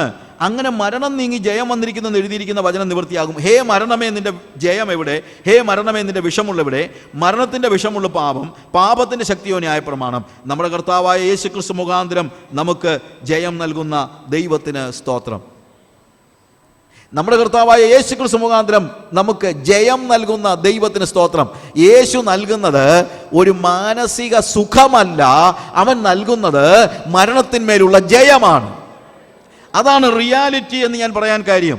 അതുകൊണ്ടാണ് റിലീജിയനെ ഞാൻ അത്രയൊന്നും, ഓഫ് കോഴ്സ് റിലീജിയൻ ചെയ്യുന്ന ഒത്തിരി നല്ല കാര്യം ഉണ്ടായിരിക്കാം, പക്ഷേ റിലീജിയനിൽ എനിക്ക് അത്രയ്ക്ക് വിശ്വാസമൊന്നുമില്ല. കാര്യം റിലീജിയൻ എനിക്ക് മാക്സിമം നൽകുന്നത് ഒരു സൈക്കിക്, ഒരു മാനസിക സന്തോഷവും സമൃദ്ധിയും, അല്ലെങ്കിൽ ഒരു സന്തോഷമാണ്. ആ സന്തോഷത്തിന് വേണ്ടിയാണ് പലരും പള്ളിയിൽ പോകുന്നതും, ആ സന്തോഷത്തിന് വേണ്ടിയാണ് പലരും മതാചാരണങ്ങളിലെല്ലാം പങ്കെടുക്കുന്നതും. ഒരു മാനസിക സുഖം, പള്ളിയിൽ പോയില്ലെങ്കിൽ ഒരു മനസ്സുഖമില്ല. പക്ഷേ യാഥാർത്ഥ്യം എന്താണ്? നിങ്ങൾ ജയം അനുഭവിക്കുന്നുണ്ടോ? യേശു നിങ്ങൾക്ക് നൽകുന്നത് വെറും മനസുഖമല്ല. ഓഫ് കോഴ്സ് യേശു നമുക്ക് സമാധാനം തരുന്നുണ്ട്, അവൻ നമ്മുടെ തോളിൽ തട്ടി ഇനി പേടിക്കേണ്ട എന്ന് പറയുന്നുണ്ട്. പക്ഷേ മൂർഖൻ പാമ്പിനെ മെത്തയുടെ കീഴിലോട്ട് ഇട്ടേച്ചല്ല അവൻ പറയുന്നത്, അതിനെ തല്ലിക്കൊന്നേച്ചാ പറയുന്നത്. അവൻ പിശാചിൻ്റെ, മരണത്തിൻ്റെ അധികാരിയായിരുന്ന പിശാചിനെ തൻ്റെ മരണത്താൽ നീക്കി ജീവപര്യന്തം മരണഭീതിക്ക് അടിമകളായിരുന്ന നമ്മെ അവൻ വിടുവിച്ചു. അതുകൊണ്ട് ഇപ്പോൾ ക്രിസ്തുയേശുവിലൂടെ നമുക്ക് എന്താണ് സംഭവിച്ചിരിക്കുന്നത്? നമുക്ക് നമ്മുടെ കർത്താവായ യേശു ക്രിസ്തു മുഖാന്തരം നമുക്ക് ജയം നൽകിയിരിക്കുകയാണ്. ഇനിയിപ്പോൾ നമുക്കറിയാം മരണശേഷം എന്താ സംഭവിക്കുന്നത്. എൻ്റെ നിത്യത ഇനി പിശാചിൻ്റെ കയ്യിലല്ല, എൻ്റെ നിത്യത നിശ്ചയിക്കുന്നത് യേശുവാണ്. കാര്യം ഞാൻ യേശുവിലേക്ക് നോക്കിയപ്പോൾ, ഞാൻ അവനിലായിത്തീരുമ്പോൾ, ഇനിയിപ്പോൾ അവനിൽ നിന്ന് എനിക്കൊരു സെപ്പറേഷൻ ഇല്ല, അവനിൽ നിന്ന് എനിക്കൊരു മാറ്റമില്ല. യേശു പ്രശ്നം പരിഹരിച്ചിട്ടാണ് നമുക്ക് സമാധാനം തരുന്നത്.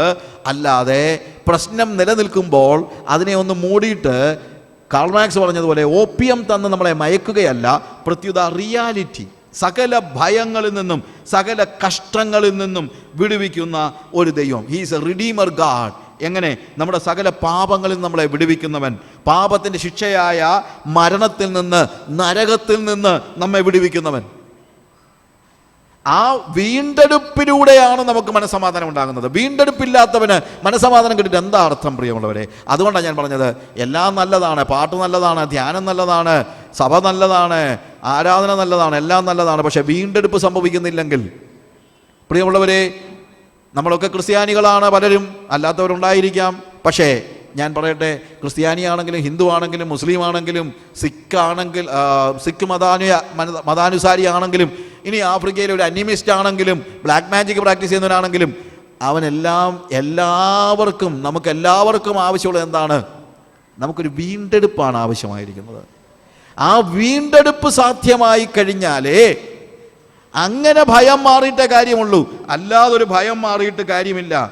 എന്നാൽ നമ്മുടെ എല്ലാ ഭീതിയിൽ നിന്നും, എല്ലാ നരകഭീതിയിൽ നിന്നും, എല്ലാ മരണത്തിൽ നിന്നും, എല്ലാ ശിക്ഷയിൽ നിന്നും, പാപത്തിൻ്റെ ശിക്ഷയിൽ നിന്നും എല്ലാം നമ്മളെ വീണ്ടെടുക്കുന്നതിൻ്റെ അടിസ്ഥാനപരമായി സംഭവിക്കേണ്ട ഒറ്റ കാര്യമേ ഉള്ളൂ. You know what it is? Look to him and be radiant. അവങ്കലേക്ക് നോക്കുക, പ്രകാശിതരായിത്തീരുക. അവനിലേക്കുള്ള ഒരു നോട്ടമാണ് നമ്മുടെ എല്ലാ പ്രശ്നങ്ങളെയും എല്ലാ പ്രതിസന്ധികളെയും മാറ്റിമറിക്കുന്നത്. Look to him and be radiant. പഴയ നിയമത്തിൽ ഇതിനോട് സമാനമായ ഒരു വേദഭാഗം കൂടെ ഞാൻ വായിക്കാൻ ആഗ്രഹിക്കുകയാണ്. സംഖ്യാപുസ്തകം 21 അധ്യായത്തിൻ്റെ 4 മുതലുള്ള വാക്യങ്ങൾ വായിക്കുമ്പോൾ, പിന്നെ അവർ ഏദോം ദേശത്തെ ചുറ്റിപ്പോകുവാൻ ഹോർ പർവ്വതത്തിൽ നിന്ന് ചെങ്കടൽ വഴിയായി യാത്ര പുറപ്പെട്ടു. വഴി നിമിത്തം ജനത്തിൻ്റെ മനസ്സ് ക്ഷീണിച്ചു. ജനം ദൈവത്തിനും മോശയ്ക്കും വിരോധമായി സംസാരിച്ചു. മരുഭൂമിയിൽ മരിക്കേണ്ടതിന് നിങ്ങൾ ഞങ്ങളെ മിസ്രയീം ദേശത്ത് നിന്ന് കൊണ്ടുവന്നത് എന്തിന്? ഇവിടെ അപ്പവുമില്ല, വെള്ളവുമില്ല, ഈ സാരമില്ലാത്ത ആഹാരം ഞങ്ങൾക്ക് വെറുപ്പാകുന്നു എന്ന് പറഞ്ഞു. അപ്പോൾ യഹോവ ജനത്തിൻ്റെ ഇടയിൽ അഗ്നിസർപ്പങ്ങളെ അയച്ചു. അവ ജനത്തെ കടിച്ചു. ഇസ്രായേലിൽ വളരെ ജനം മരിച്ചു. ആകയാൽ ജനം മോശയുടെ അടുക്കൽ വന്നു, ഞങ്ങൾ യഹോവയ്ക്കും നിനക്കും വിരോധമായി സംസാരിച്ചതിനാൽ പാപം ചെയ്തിരിക്കുന്നു. സർപ്പങ്ങളെ ഞങ്ങളുടെ ഇടയിൽ നിന്ന് നീക്കിക്കളയുവാൻ യഹോവയോട് പ്രാർത്ഥിക്കണമെന്ന് പറഞ്ഞു. മോശ ജനത്തിനു വേണ്ടി പ്രാർത്ഥിച്ച് യഹോവ മോശയോട്, ഒരു അഗ്നിസർപ്പത്തെ ഉണ്ടാക്കി കൊടിമരത്തിന്മേൽ തൂക്കുക, കടിയേൽക്കുന്നവൻ ആരെങ്കിലും അതിനെ നോക്കിയാൽ ജീവിക്കും എന്ന് പറഞ്ഞു. അങ്ങനെ മോശ താമ്രം കൊണ്ട് സർപ്പത്തെ ഉണ്ടാക്കി കൊടിമരത്തിന്മേൽ തൂക്കി. പിന്നെ സർപ്പം ആരെയെങ്കിലും കടിച്ചിട്ട് അവൻ താമ്ര സർപ്പത്തെ നോക്കിയാൽ ജീവിക്കും. നമ്മൾ കേട്ട് കഴിഞ്ഞാൽ ചില സമയത്ത് ആദ്യമൊക്കെ വായിച്ചപ്പോഴത്തേക്ക് ഞാൻ തന്നെ ചിന്തിച്ചിട്ടുണ്ട്, അവരൊന്ന് പിറുപിറുത്ത് കഴിഞ്ഞപ്പോഴത്തേക്ക് ദൈവം ഇവരെ അഗ്നിസർപ്പത്തെ വിട്ട് കടുപ്പിച്ചെന്നൊക്കെ പറഞ്ഞു. എനിക്ക് ആദ്യം ഒരു സങ്കടം തോന്നി. ഇത്രയ്ക്കും വലിയൊരു ശിക്ഷയൊക്കെ കൊടുക്കുന്നു, ദൈവം ഇത്ര ക്രൂരനാണോ? എന്താ സംഭവിച്ചത്? വഴി നിമിത്തം ജനത്തിൻ്റെ മനസ്സ് ക്ഷീണിച്ചു. ജനം പിറുപിറുത്തു. എന്താണ് അവർ പിറുപിറുത്ത് പറഞ്ഞത്? എന്താണ്? ഞങ്ങളെ മരുഭൂമിയിൽ മരിക്കേണ്ടതിന് ഞങ്ങളെ നീ കൊണ്ടുവന്നതാണോ? മരുഭൂമിയിൽ മരിക്കേണ്ടതിന് മിസ്രയീം ദേശത്ത് ഞങ്ങളെ കൊണ്ടുവന്നതാണോ? ഇവർ പറയുന്നത് ഞങ്ങൾ ഇവിടെ കിടന്ന് മരിച്ചു പോകും, ഞങ്ങൾക്ക് അപ്പവുമില്ല വെള്ളവുമില്ല, ആകെപ്പാടെ മന്ന എന്ന് പറഞ്ഞ സാധനമുണ്ട്. എന്നാ മന്നായ? ഈ സാരമില്ലാത്ത ആഹാരം ഞങ്ങൾക്ക് വെറുപ്പാകുന്നു. V hate it. പിറുപിറുത്തു. എന്താ സംഭവിച്ചത്? യഥാർത്ഥത്തിൽ ഇവരെ ശരിക്കും മരുഭൂമിയിൽ കൊല്ലാൻ ദൈവം കൊണ്ടുവന്നതാണോ? കൊല്ലാനാണെങ്കിൽ ഇവിടെ കൊണ്ടുവരേണ്ട കാര്യം വല്ലതും ഉണ്ടോ? മിസ്രൈമിലെ കാര്യം ഒന്ന് ആലോചിച്ച് നോക്കിയേ. മിസ്രൈമിലെ അവരുടെ വീണ്ടെടുപ്പിൻ്റെ ചരിത്രം അറിയാവുന്നവർക്ക് അറിയാമല്ലോ. ഇവർ വീണ്ടെടുക്കപ്പെടുന്ന ദിവസം മിസ്രൈമിൽ എത്ര പേര് കൊല്ലപ്പെട്ടു?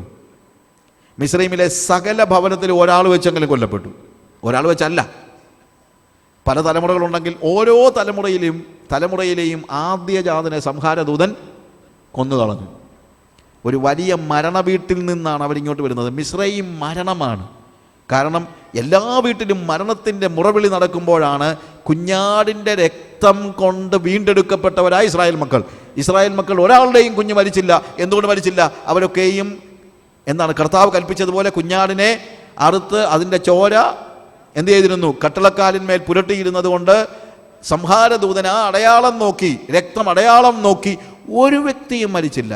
അപ്പോൾ മിസ്രയീമിൽ മരണത്തിൻ്റെ നടുവിൽ നിന്ന് കർത്താവ് വിടുവിച്ച് ജീവിക്കേണ്ടതിന് മരുഭൂമിയിലേക്ക്, കനാനിലേക്ക് കൊണ്ടുപോവുകയാണ്. മരണത്തിൽ നിന്ന് ജീവനിലേക്ക് കൊണ്ടുപോകുന്നതിൻ്റെ ഇടവഴിയാണ് വാസ്തവത്തിൽ മരുഭൂമി. അവിടെ വന്നപ്പോഴത്തേക്ക് ഇവന്മാരെല്ലാം കൂടെ എന്തോ ഒരു പിറുപിറുപ്പാണ്, ഞങ്ങളെ മരിക്കാൻ കൊണ്ടുവന്ന്. ഞാൻ ചോദിച്ചോട്ടെ, ഇതൊക്കെ നമ്മുടെ ജീവിതത്തിലെയും വാസ്തവത്തിലുള്ള വലിയ പ്രശ്നമാണ്. ഈ ദൈവത്തിൻ്റെ വഴി ഈജിപ്തിൽ മരിക്കേണ്ടതായിരുന്നു. പക്ഷേ ആ മരിക്കാതെ കൊണ്ടുവന്ന ഈ ദൈവത്തെ അവർ എന്ത് ചെയ്തിരിക്കുകയാണ്? നിഷേധിക്കുകയാണെന്ന് തന്നെയല്ല, അവർ പറഞ്ഞു ഞങ്ങൾ മിസ്രൈമിലായിരുന്നു, അതാണ് നല്ലതെന്ന്. നമുക്ക് പലപ്പോഴും ഉള്ള ക്രിസ്ത്യാനികളായ ആളുകൾക്ക് തന്നെയുള്ള പ്രശ്നം അതാണ്. അവരൊക്കെ പറയുന്നത് ദൈവത്തിൻ്റെ വഴി ഭയങ്കര കഷ്ടമാണ്, എന്തോ പരിപാടിയായത്, അങ്ങോട്ട് നോക്കാൻ പറ്റത്തില്ല, ഇങ്ങോട്ട് നോക്കാൻ പറ്റത്തില്ല. ഈ വഴിയെ പോയി കഴിഞ്ഞാൽ ഭയങ്കര ക്ഷീണം, ഞങ്ങൾക്ക് ഇഷ്ടമുള്ള അപ്പം തിന്നാൻ പറ്റുന്നില്ല. തിന്നാൻ മന്നായുണ്ട്, അതുപോരാ അവൻ ഇഷ്ടമുള്ള അപ്പം തിന്നണം. ഞങ്ങൾക്ക് അപ്പമില്ല, എവിടെ അപ്പം, എവിടെ ഇറച്ചി?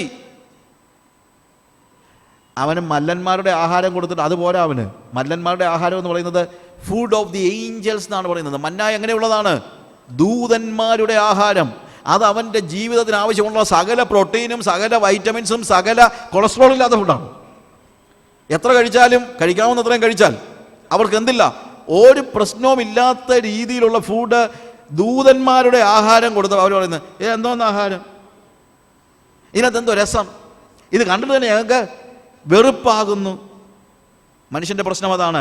ജനത്തിൻ്റെ മനസ്സിൽ ദൈവത്തിൻ്റെ വഴിയിൽ സന്തോഷമില്ലാതെ വന്നിരിക്കുന്നു. ഓഫ് കോഴ്സ് നിത്യജീവനിലേക്ക് പോകുന്ന വഴി ദുർഘടമാണ്, അത് മറക്കണ്ട. അതിൽ വാതിൽ ഇടുങ്ങിയ വാതിലും ഒരു പെരുവഴിയിലേക്കല്ല അത് തുറന്നിരിക്കുന്നത്, ഓഫ് കോഴ്സ്. പക്ഷേ ഈ മരുഭൂമി എങ്ങോട്ടുള്ളതാണ്? ജീവനിലേക്കുള്ള വഴിയാണ്. നമ്മുടെ സ്വാതന്ത്ര്യം അനുസരിച്ച് നമ്മൾ ലോകത്തിൽ ജീവിക്കുകയാണെങ്കിൽ ഒരുപക്ഷേ you are going to lose everything. നിങ്ങളുടെ എല്ലാം നഷ്ടപ്പെടാൻ അത് മതി. അതുകൊണ്ട് പ്രിയമുള്ളവരെ, ദൈവത്തിൻ്റെ വഴിയിൽ മടുപ്പ് തോന്നരുതേ. ദൈവത്തിൻ്റെ വഴിയിൽ ഇന്നത്തെ പ്രശ്നം അവന് സന്തോഷമില്ല. അവന് സന്തോഷം കള്ളു കുടിക്കുന്നതിലും വ്യഭിചരിക്കുന്നതിലും അക്രമം കാണിക്കുന്നതിലുമൊക്കെയാണ്. ദൈവത്തിൻ്റെ വഴി ഇന്ന് മനുഷ്യനെ മനസ്സ് മടുപ്പിക്കുകയാണ്. ഇതൊക്കെ ചെയ്യാൻ പറ്റാതെ എന്തോന്ന്, ഇവിടെ അപ്പവും ഇല്ല വെള്ളവും ഇല്ല, എന്നും ഇങ്ങനെ ഫുഡ് ഓഫ് ഏഞ്ചൽസിനെ അവർ പറയുന്നത് ഈ സാരമില്ലാത്ത എന്ന് വെച്ച് കഴിഞ്ഞാൽ what is it, we don't like it, V hate it. ഇതല്ലേ ഇന്നത്തെ ക്രിസ്ത്യാനിയുടെ അവസ്ഥ? ഇതല്ലേ നമ്മിൽ പലരുടെയും അവസ്ഥ? ഈ സാരമില്ലാത്ത ആഹാരം ഞങ്ങൾക്ക് വെറുപ്പാകുന്നു. പക്ഷെ അതാണ് അവരെ മരുഭൂമി ജീവിപ്പിക്കാനായിട്ട് ദൈവം കൊടുത്തത്. നമ്മൾ മനസ്സിലാക്കണം, ജീവൻ്റെ അപ്പമായ യേശുവിനെ അവർക്ക് വേണ്ട, അവർക്കും വേണ്ട. അവൻ്റെ പേര് പറയുന്ന ക്രിസ്ത്യാനികൾക്കും വേണ്ടി. ഇവരെല്ലാം പറയുന്നത് വി ആർ ഇസ്രായേലൈറ്റ്സ് എന്നാണ്. ഞങ്ങളെല്ലാം ഇസ്രായേലിലാണെന്ന് വലിയ വീരവാദം മുഴക്കുന്നവർക്ക് ദൈവം കൊടുത്ത അപ്പം വേണ്ട. പള്ളിഭക്തരാണ്, ക്രിസ്ത്യാനികളാണ്, കുടുംബപ്പേരുണ്ട്, എല്ലാം ഉണ്ട്. യേശുവിനെ വേണ്ട, ജീവന്റെ അപ്പമായ യേശുവിനെ വേണ്ട. യേശുവിനെ ഞങ്ങൾ അതിനകത്തെ രസം, എപ്പോഴും പാട്ടും പ്രാർത്ഥന, എന്തോ രസമാണ്.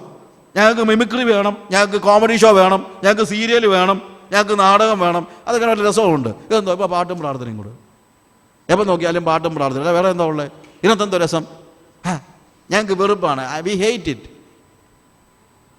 ഇതല്ലേ സംഭവിക്കുന്നത്? ഇതല്ലേ സഭകളിൽ സംഭവിക്കുന്നത്? We are looking for something inferior and we value it much. നമ്മളതിന് വലിയ വില കൊടുക്കുകയാണ്. അതുകൊണ്ട് എന്താണ് അവർ പറയുന്നത്? അപ്പവും വെള്ളമില്ലാതെ ഞങ്ങൾ ഇവിടെ നശിച്ചു പോകും, ഞങ്ങൾ മരിച്ചു പോകും. സീരിയൽ കണ്ടില്ലേ, ഞങ്ങൾ ചത്തുപോകും. സീരിയൽ കണ്ടില്ലെങ്കിൽ ഞങ്ങൾ ചത്തുപോകും. നാടകം കണ്ടില്ല, വിസ്കി കുടിച്ചില്ലെങ്കിൽ ഞങ്ങൾ ചത്തുപോകും, കള്ളു കുടിച്ചില്ലെങ്കിൽ ചത്തുപോകും. നമ്മുടെയൊക്കെ പലരുടെയും ചിന്ത കള്ളു കുടിച്ചില്ലെങ്കിൽ അവർ ചത്തുപോകുന്ന. പലരുടെയും ചിന്ത ഈ സിനിമ കണ്ടില്ലെങ്കിൽ ഇവർ ചത്തുപോകുമെന്നാ. അവർക്ക് എന്ത് വേണ്ട? ദൈവം കൊടുക്കുന്ന ജീവൻ്റെ അപ്പം വേണ്ട. എന്നാൽ യേശുവിന് പകരം വെക്കാൻ മറ്റൊന്നുമില്ല. നിങ്ങൾ ആലോചിക്കണം.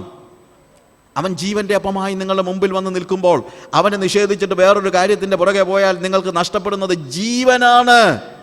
It is life. ഇന്ന് പ്രസംഗകരും അവർ ചോദിക്കുന്ന കൊടുക്കാൻ ആൾക്കാരുണ്ട്. അതുകൊണ്ടാണല്ലോ മിമിക്രിയും കോമഡി ഷോയും പ്രസംഗം എന്തു വന്നാലും പാട്ടുകാർക്ക് പാട്ട് പാടുമ്പോഴത്തേക്ക് ജനങ്ങൾക്ക് ഡിസ്കോ ഡാൻസ് കളിക്കത്തക്ക രീതിയിലുള്ള പാട്ട്, പ്രസംഗിക്കുന്നവർ മിമിക്രി കാണിച്ചുള്ള പ്രസംഗം, കോമഡി ഷോയേക്കാൾ കഷ്ടമായിട്ടുള്ള പ്രസംഗം. സുവിശേഷ പ്രസംഗം എന്നാണ് പറയുന്നത്, പക്ഷേ കോമഡി ഷോയേക്കാൾ കഷ്ടമാണ്. യേശു ക്രിസ്തുവിൻ്റെ ക്രൂശിനെ പ്രസംഗിക്കാൻ ആളില്ല.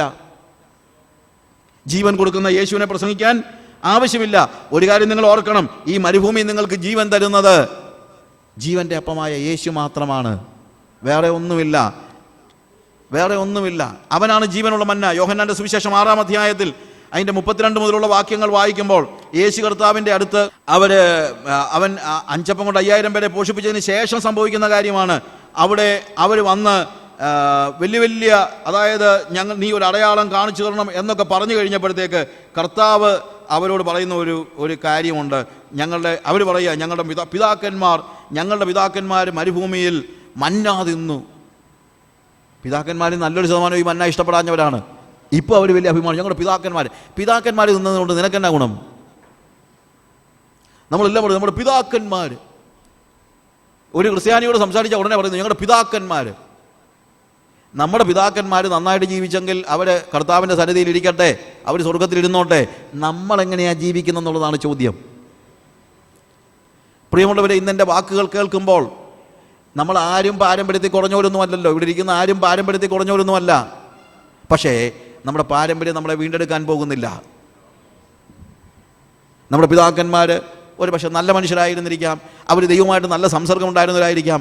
അതിൻ്റെ സ്റ്റോറി പറഞ്ഞുകൊണ്ടിരുന്നാൽ നമുക്ക് ദൈവ സംസർഗം ഉണ്ടാകത്തില്ല.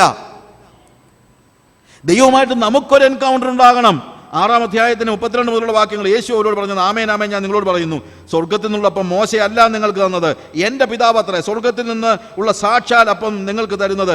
ദൈവത്തിൻ്റെ അപ്പമോ സ്വർഗത്തിൽ നിന്ന് ഇറങ്ങി വന്ന് ലോകത്തിന് ജീവനെ കൊടുക്കുന്നതാകുന്നു. യേശു കർത്താവ് അവനെ തന്നെ നമുക്ക് നൽകിയിരിക്കുകയാണ്. He is the bread of life. അവൻ ജീവന്റെ അപ്പമാണ്. അവൻ പറയുകയാണ്, യേശു അവരോട് പറഞ്ഞത്, ഞാൻ ജീവന്റെ അപ്പമാകുന്നു, എൻ്റെ അടുക്കൽ വരുന്നവൻ വിശക്കയില്ല, എന്നിൽ വിശ്വസിക്കുന്നവന് ദാഹിക്കുകയുമില്ല. ഇന്ന് നമുക്ക് ആവശ്യമായിരിക്കുന്ന മന്ന, അതിനെ നിഷേധിക്കുന്ന നമ്മുടെ സ്വഭാവം ഒന്ന് മാറ്റാമോ? അത് സാരമില്ലാത്തതെന്ന് പറയുന്ന നമ്മുടെ വികല്പങ്ങളെ ഒന്ന് മാറ്റാമോ? പ്രിയമുള്ളവരെ, പ്രസംഗപീഠങ്ങളിൽ യേശുവിനെ കൊണ്ട് നിറയട്ടെ, മിമിക്രി അവസാനിക്കട്ടെ, നാടകം അവസാനിക്കട്ടെ, കോമഡി ഷോ അവസാനിക്കട്ടെ. ജനങ്ങൾക്ക് ആവശ്യമുള്ള ജീവൻ്റെ അപ്പം കൊടുക്കാൻ നമ്മുടെ സഭകളുടെ സ്റ്റേജുകൾ ഉപയോഗിക്കപ്പെടട്ടെ. അതില്ലാത്തത് കൊണ്ടാണ്, നാടകമില്ലാത്തതുകൊണ്ടും കോമഡി ഷോ ഇല്ലാത്തതുകൊണ്ടും ആരും നശിച്ചു പോയിട്ടില്ല, ആരും നരകത്തിൽ പോയിട്ടില്ല. എന്നാൽ യേശുവിൻ്റെ അഭാവത്തിൽ നിങ്ങൾ നരകത്തിലേക്കാണ് പോകുന്നത്. You are going to hell. അത് സംഭവിക്കരുത്. ദൈവം എന്തുകൊണ്ടാണ് ഇത്ര സ്ട്രോങ് ആയിട്ടുള്ള, ഞാൻ പറഞ്ഞല്ലോ സംഖ്യാപുസ്തകം 21-ാം അധ്യായത്തിൻ്റെ 6-ാമത്തെ വാക്യത്തിൽ അവിടെ എഴുതിയിരിക്കുന്നത്, യഹോവ ജനത്തിൻ്റെ ഇടയിൽ അഗ്നിസർപ്പങ്ങളെ അയച്ചു. അഗ്നിസർപ്പങ്ങളെ അയച്ചു. എന്തുകൊണ്ട്? അവർ ചെയ്തത് എന്താണ്? അവർ ജീവൻ്റെ അപ്പത്തെ നിഷേധിച്ചു. മന്ന സാരമില്ലാത്ത ആഹാരം എന്ന് പറഞ്ഞു, ഇത് ഞങ്ങൾക്ക് വെറുപ്പാണെന്ന് പറഞ്ഞു, ഇത് തിന്നാലും ഞങ്ങൾ മരിക്കുമെന്ന് പറഞ്ഞു, ജീവിക്കണമെങ്കിൽ ലോകത്തിൻ്റെ അപ്പം വേണമെന്ന് പറഞ്ഞു. അതാണ് ദൈവം അവരെ നശിപ്പിക്കാൻ കാര്യം. യേശുവിനെ നിഷേധിക്കുന്നവന് ന്യായവിധിയുണ്ട്.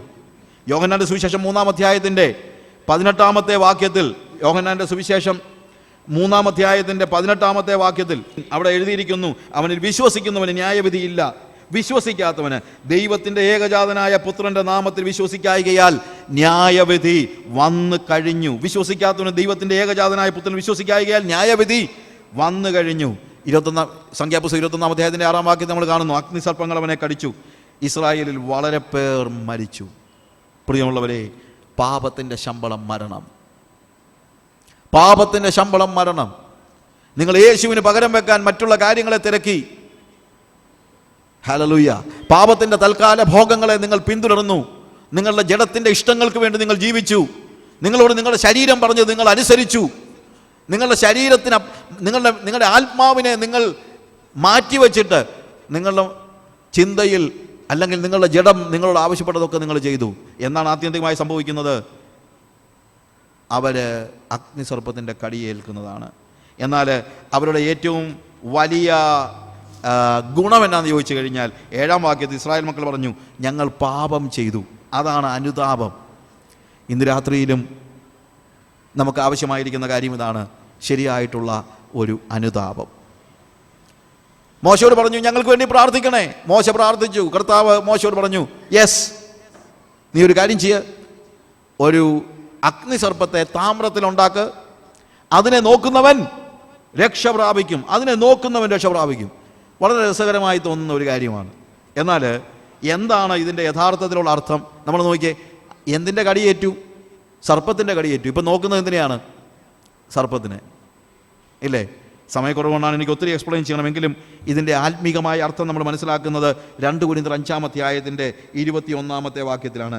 പാപമറിയാത്തവനെ നാം അവനിൽ ദൈവത്തിൻ്റെ നീതിയാകേണ്ടതിന് അവൻ നമുക്ക് വേണ്ടി പാപമാക്കി.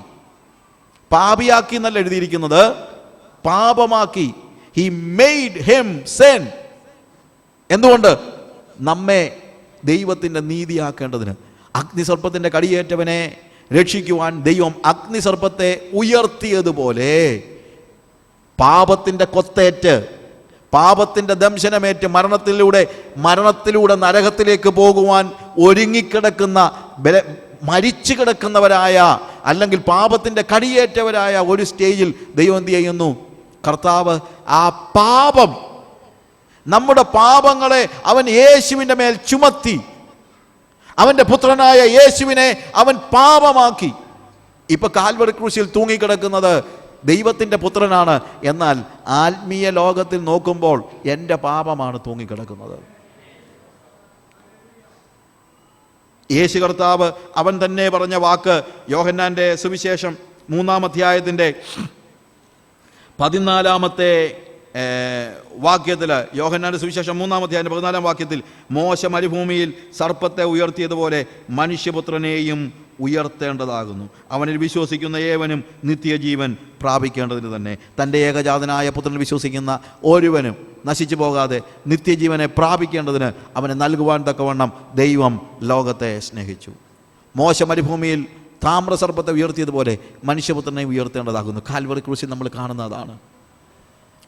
അവനെ നോക്കുന്നവന് രക്ഷ.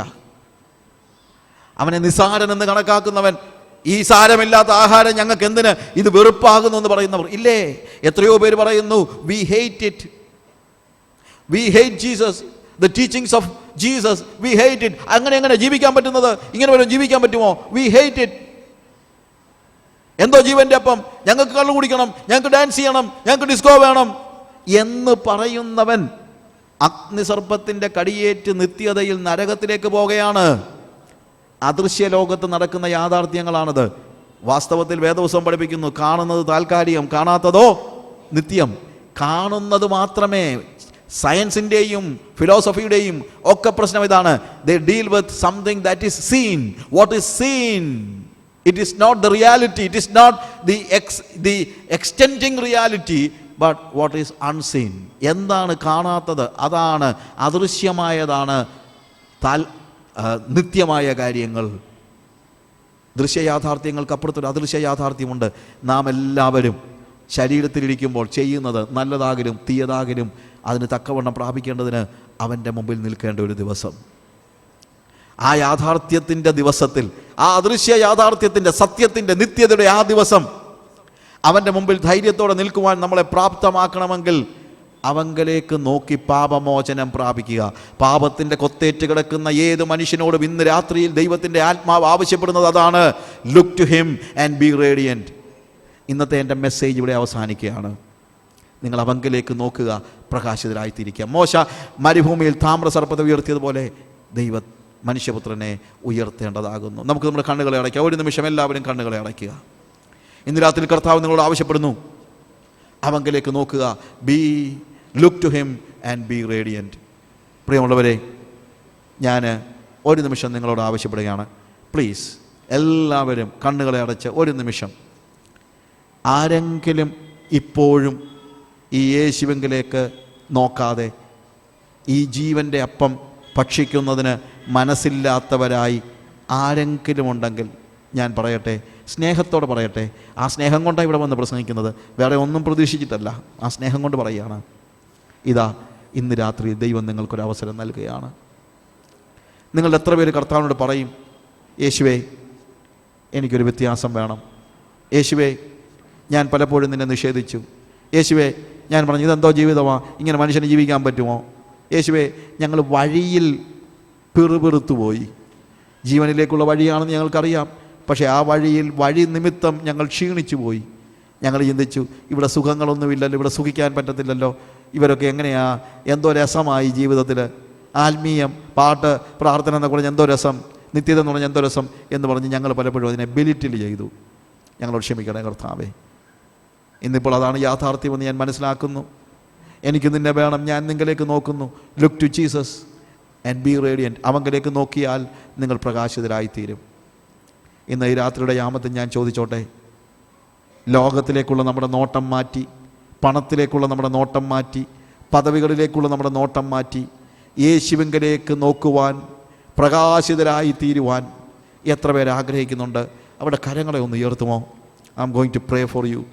നിങ്ങൾക്ക് വേണ്ടി പ്രാർത്ഥിക്കാൻ ഞാൻ ആഗ്രഹിക്കുകയാണ്. കർത്താവേ, ഇന്ന് വരെയും ലോകത്തിലേക്ക് നോക്കി ഞാൻ ജീവിച്ചു, എന്നാൽ ഇന്ന് കർത്താവെ ഞാൻ എൻ്റെ നോട്ടം മാറ്റുകയാണ്. ഞാൻ സറൗണ്ടിങ്സ്, ഞാൻ സാഹചര്യങ്ങളിലേക്ക് നോക്കി കർത്താവെ, ഇനി ഞാൻ സാഹചര്യങ്ങളിലേക്കല്ല നോക്കുന്നത്. Hallelujah. I look unto you, O God. കർത്താവെ, ഞാൻ നിന്നിലേക്ക് നോക്കുന്നു. എൻ്റെ മുഖം പ്രകാശിതമായി തീരുമെന്ന് എനിക്കറിയാം. ഹല്ലേലൂയ. ഇന്ന് രാത്രി ഞാൻ ഉറപ്പ് തരുന്നു പ്രിയമുള്ളവരെ, നിങ്ങളുടെ മുഖം പ്രകാശിതമായി തീരും. നിങ്ങൾക്ക് നിത്യ ജീവനിലേക്ക് പ്രവേശിക്കാൻ കഴിയും. അതനുഭവിച്ച ഒരു എളിയ പാപിയായ മനുഷ്യനാണ് ഞാൻ. ഈ എളിയവൻ നിലവിളിച്ചു, യഹോവ കേട്ടു, അവൻ്റെ സകല കഷ്ടങ്ങളിൽ അവനെ വിടുവിച്ചു. എൻ്റെ അനുഭവമാണത്. ഇവിടെ ഇരിക്കുന്ന അനേക വ്യക്തികളുടെ അനുഭവമാണത്. ആരെങ്കിലും ഉണ്ടെങ്കിൽ ഞാൻ പറയട്ടെ, ഈ മരുഭൂമിയിൽ നിങ്ങൾ വാസ്തവത്തിൽ ജീവൻ്റെ അപ്പത്തെ നിഷേധിച്ച് അഗ്നിസർപ്പത്തിൻ്റെ കൊത്തേറ്റ് മരിക്കുന്നതിനിടയാകരുത്. യേശു കർത്താവ് വെറും മനസമാധാനമല്ല തരുന്നത്, അവൻ തരുന്നത് യാഥാർത്ഥ്യമാണ്. അവൻ നിങ്ങൾക്ക് വിരോധമായിരുന്ന ആ മരണത്തിൻ്റെ ശക്തികളെ, മരണത്തിൻ്റെ അധികാരിയായിരുന്ന പിശാചിനെ സ്വന്തം മരണം കൊണ്ട് തോൽപ്പിച്ചിട്ട്, ഹല്ലേലൂയ, നിങ്ങൾക്ക് ദോഷമുണ്ടാക്കാവുന്ന ആ മൂർഖൻ പാമ്പിനെ തല്ലിക്കൊന്നിട്ടാണ് അവൻ നിങ്ങളോട് പറയുന്നത്, ഇനി പേടിക്കണ്ട. യേശുവിൻ്റെ വാക്കുകൾ, യേശുവിന് മാത്രമേ അത് പറയാൻ ലോകത്തിൽ അവകാശമുള്ളൂ. ലോകത്തിലെ ഒരു മതത്തിനും മത നേതാക്കൾക്കും ഇനി പേടിക്കേണ്ട എന്ന് പറയാനുള്ള അവകാശമില്ല. അവരുടെ വാക്കൊക്കെ പാഴ്വാക്കാണ് പ്രിയമുള്ളവരെ. കാര്യം, മരണത്തെ തോൽപ്പിച്ചവന് മാത്രമേ ഇനി പേടിക്കേണ്ട എന്ന് പറയാൻ അവകാശമുള്ളൂ. ഹല്ലേലൂയ. കരങ്ങളെ താഴ്ത്തിടാം. ഒരു ചോദ്യം കൂടെ ഞാൻ ചോദിക്കുന്നു. യേശുവിനെ ഇതുവരെയായും വേണ്ട രീതിയിൽ അറിയാതെ, യേശുവിന് വേണ്ടി ജീവിക്കുവാൻ ഇതുവരെ കഴിയാതെ, അതിനുവേണ്ടി പരിശ്രമിക്കാതെ, പലപ്പോഴും ഇതൊക്കെ റിലീജിയസ് കാര്യങ്ങളൊക്കെ വേറെ ആളുകൾക്ക് വേണ്ടിയുള്ളതാണെന്ന് ചിന്തിച്ച് ഒരു പക്ഷേ ആഗ്രഹം ഉണ്ടായിട്ടും അതിന് കഴിയാതെ യേശുവിൽ നിന്ന് മാറി ജീവിച്ചിട്ട്, ഇന്ന് രാത്രിയിൽ യേശുവിനോട് അടുത്ത് അവനെ നോക്കി ഒരു പുതിയ ജീവൻ പ്രാപിക്കാൻ ആവശ്യമുള്ള, പുതുതായി ഇന്ന് യേശുവിനെ അവരുടെ ജീവിതത്തിൽ പ്രവേശിപ്പിക്കുവാൻ ആഗ്രഹിക്കുന്ന ആളുകൾ അവരുടെ കരങ്ങളെ ഒന്ന് ഉയർത്താം. പുതുതായി യേശുവിനെ അവരുടെ ജീവിതത്തിലേക്ക് പ്രവേശിപ്പിക്കുവാൻ ആഗ്രഹിക്കുന്ന ആളുകൾക്കൊരു കരങ്ങളെ ഉയർത്താം. I M going to pray for you. ഞാൻ നിങ്ങൾക്ക് വേണ്ടി പ്രാർത്ഥിക്കാൻ പോകുകയാണ്. എല്ലാവരും കണ്ണുകളടച്ച് ഈ വ്യക്തികൾക്ക് വേണ്ടി പ്രാർത്ഥിക്കുക. ഹല്ലേലൂയ. അവർ യേശുവിൻ്റെ അവരുടെ ജീവിതത്തെ കൊടുക്കാൻ, ഇന്ന് അവരുടെ സകല കഷ്ടങ്ങളിൽ നിന്നും അവരെ വിടുവിക്കുന്ന, നിത്യ നരകത്തിൽ അവരെ വിടുവിക്കുന്ന യേശുവിലേക്ക് അവർ കരങ്ങളെ ഉയർത്തിയിരിക്കുകയാണ്. അവർ യേശുവിലേക്ക് നോക്കുകയാണ്. എല്ലാവരും പ്രാർത്ഥിക്കുക. I M going to pray for them. കർത്താവേ, ഞാൻ ഈ പ്രിയ സഹോദരങ്ങൾക്ക് വേണ്ടി പ്രാർത്ഥിക്കുന്നു. ഇന്ന് രാത്രിയിൽ അവരുടെ ജീവിതത്തിൻ്റെ ഒരു വലിയ വ്യതിയാനത്തിൻ്റെ ദിവസമാകട്ടെ. ഇന്ന് രാത്രിയിൽ കർത്താവേ, യേശുവിനെ അറിയുവാൻ തക്കവണ്ണം, യേശുവിനെ അനുഭവിക്കുവാൻ തക്കവണ്ണം, കർത്താവ് ജീവൻ്റെ അപ്പമായ യേശുവിനെ ഭക്ഷിക്കുവാൻ തക്കവണ്ണം, അങ്ങനെ മരണത്തിന്മേൽ അധികാരമുള്ളവരായി തീരുവാൻ തക്കവണ്ണം, ഹേ മരണമേ, നിന്റെ ജയം എവിടെ എന്ന് ചോദിക്കുവാൻ അവരുടെ ജീവിതത്തിൽ ഒരു വലിയ ശക്തി കൊടുക്കണമേ കർത്താവേ. നമ്മുടെ കർത്താവായ യേശു ക്രിസ്തു മുഖാന്തരം നമുക്ക് ജയം നൽകുന്ന ദൈവത്തിന് സ്തോത്രമെന്ന് ഇന്ന് വിളിച്ചു പറയുവാൻ തക്കവണ്ണം ശക്തീകരിക്കണമേ. അവരുടെ ജീവിതത്തിൻ്റെ പുതിയ രൂപാന്തരത്തിൻ്റെ കഥ കർത്താവേ ഞങ്ങൾക്ക് കേൾക്കുവാൻ നീ സഹായിക്കണമേ. യേശുവിൻ്റെ നാമത്തിൽ തന്നെ ആമേൻ. Thank you very much.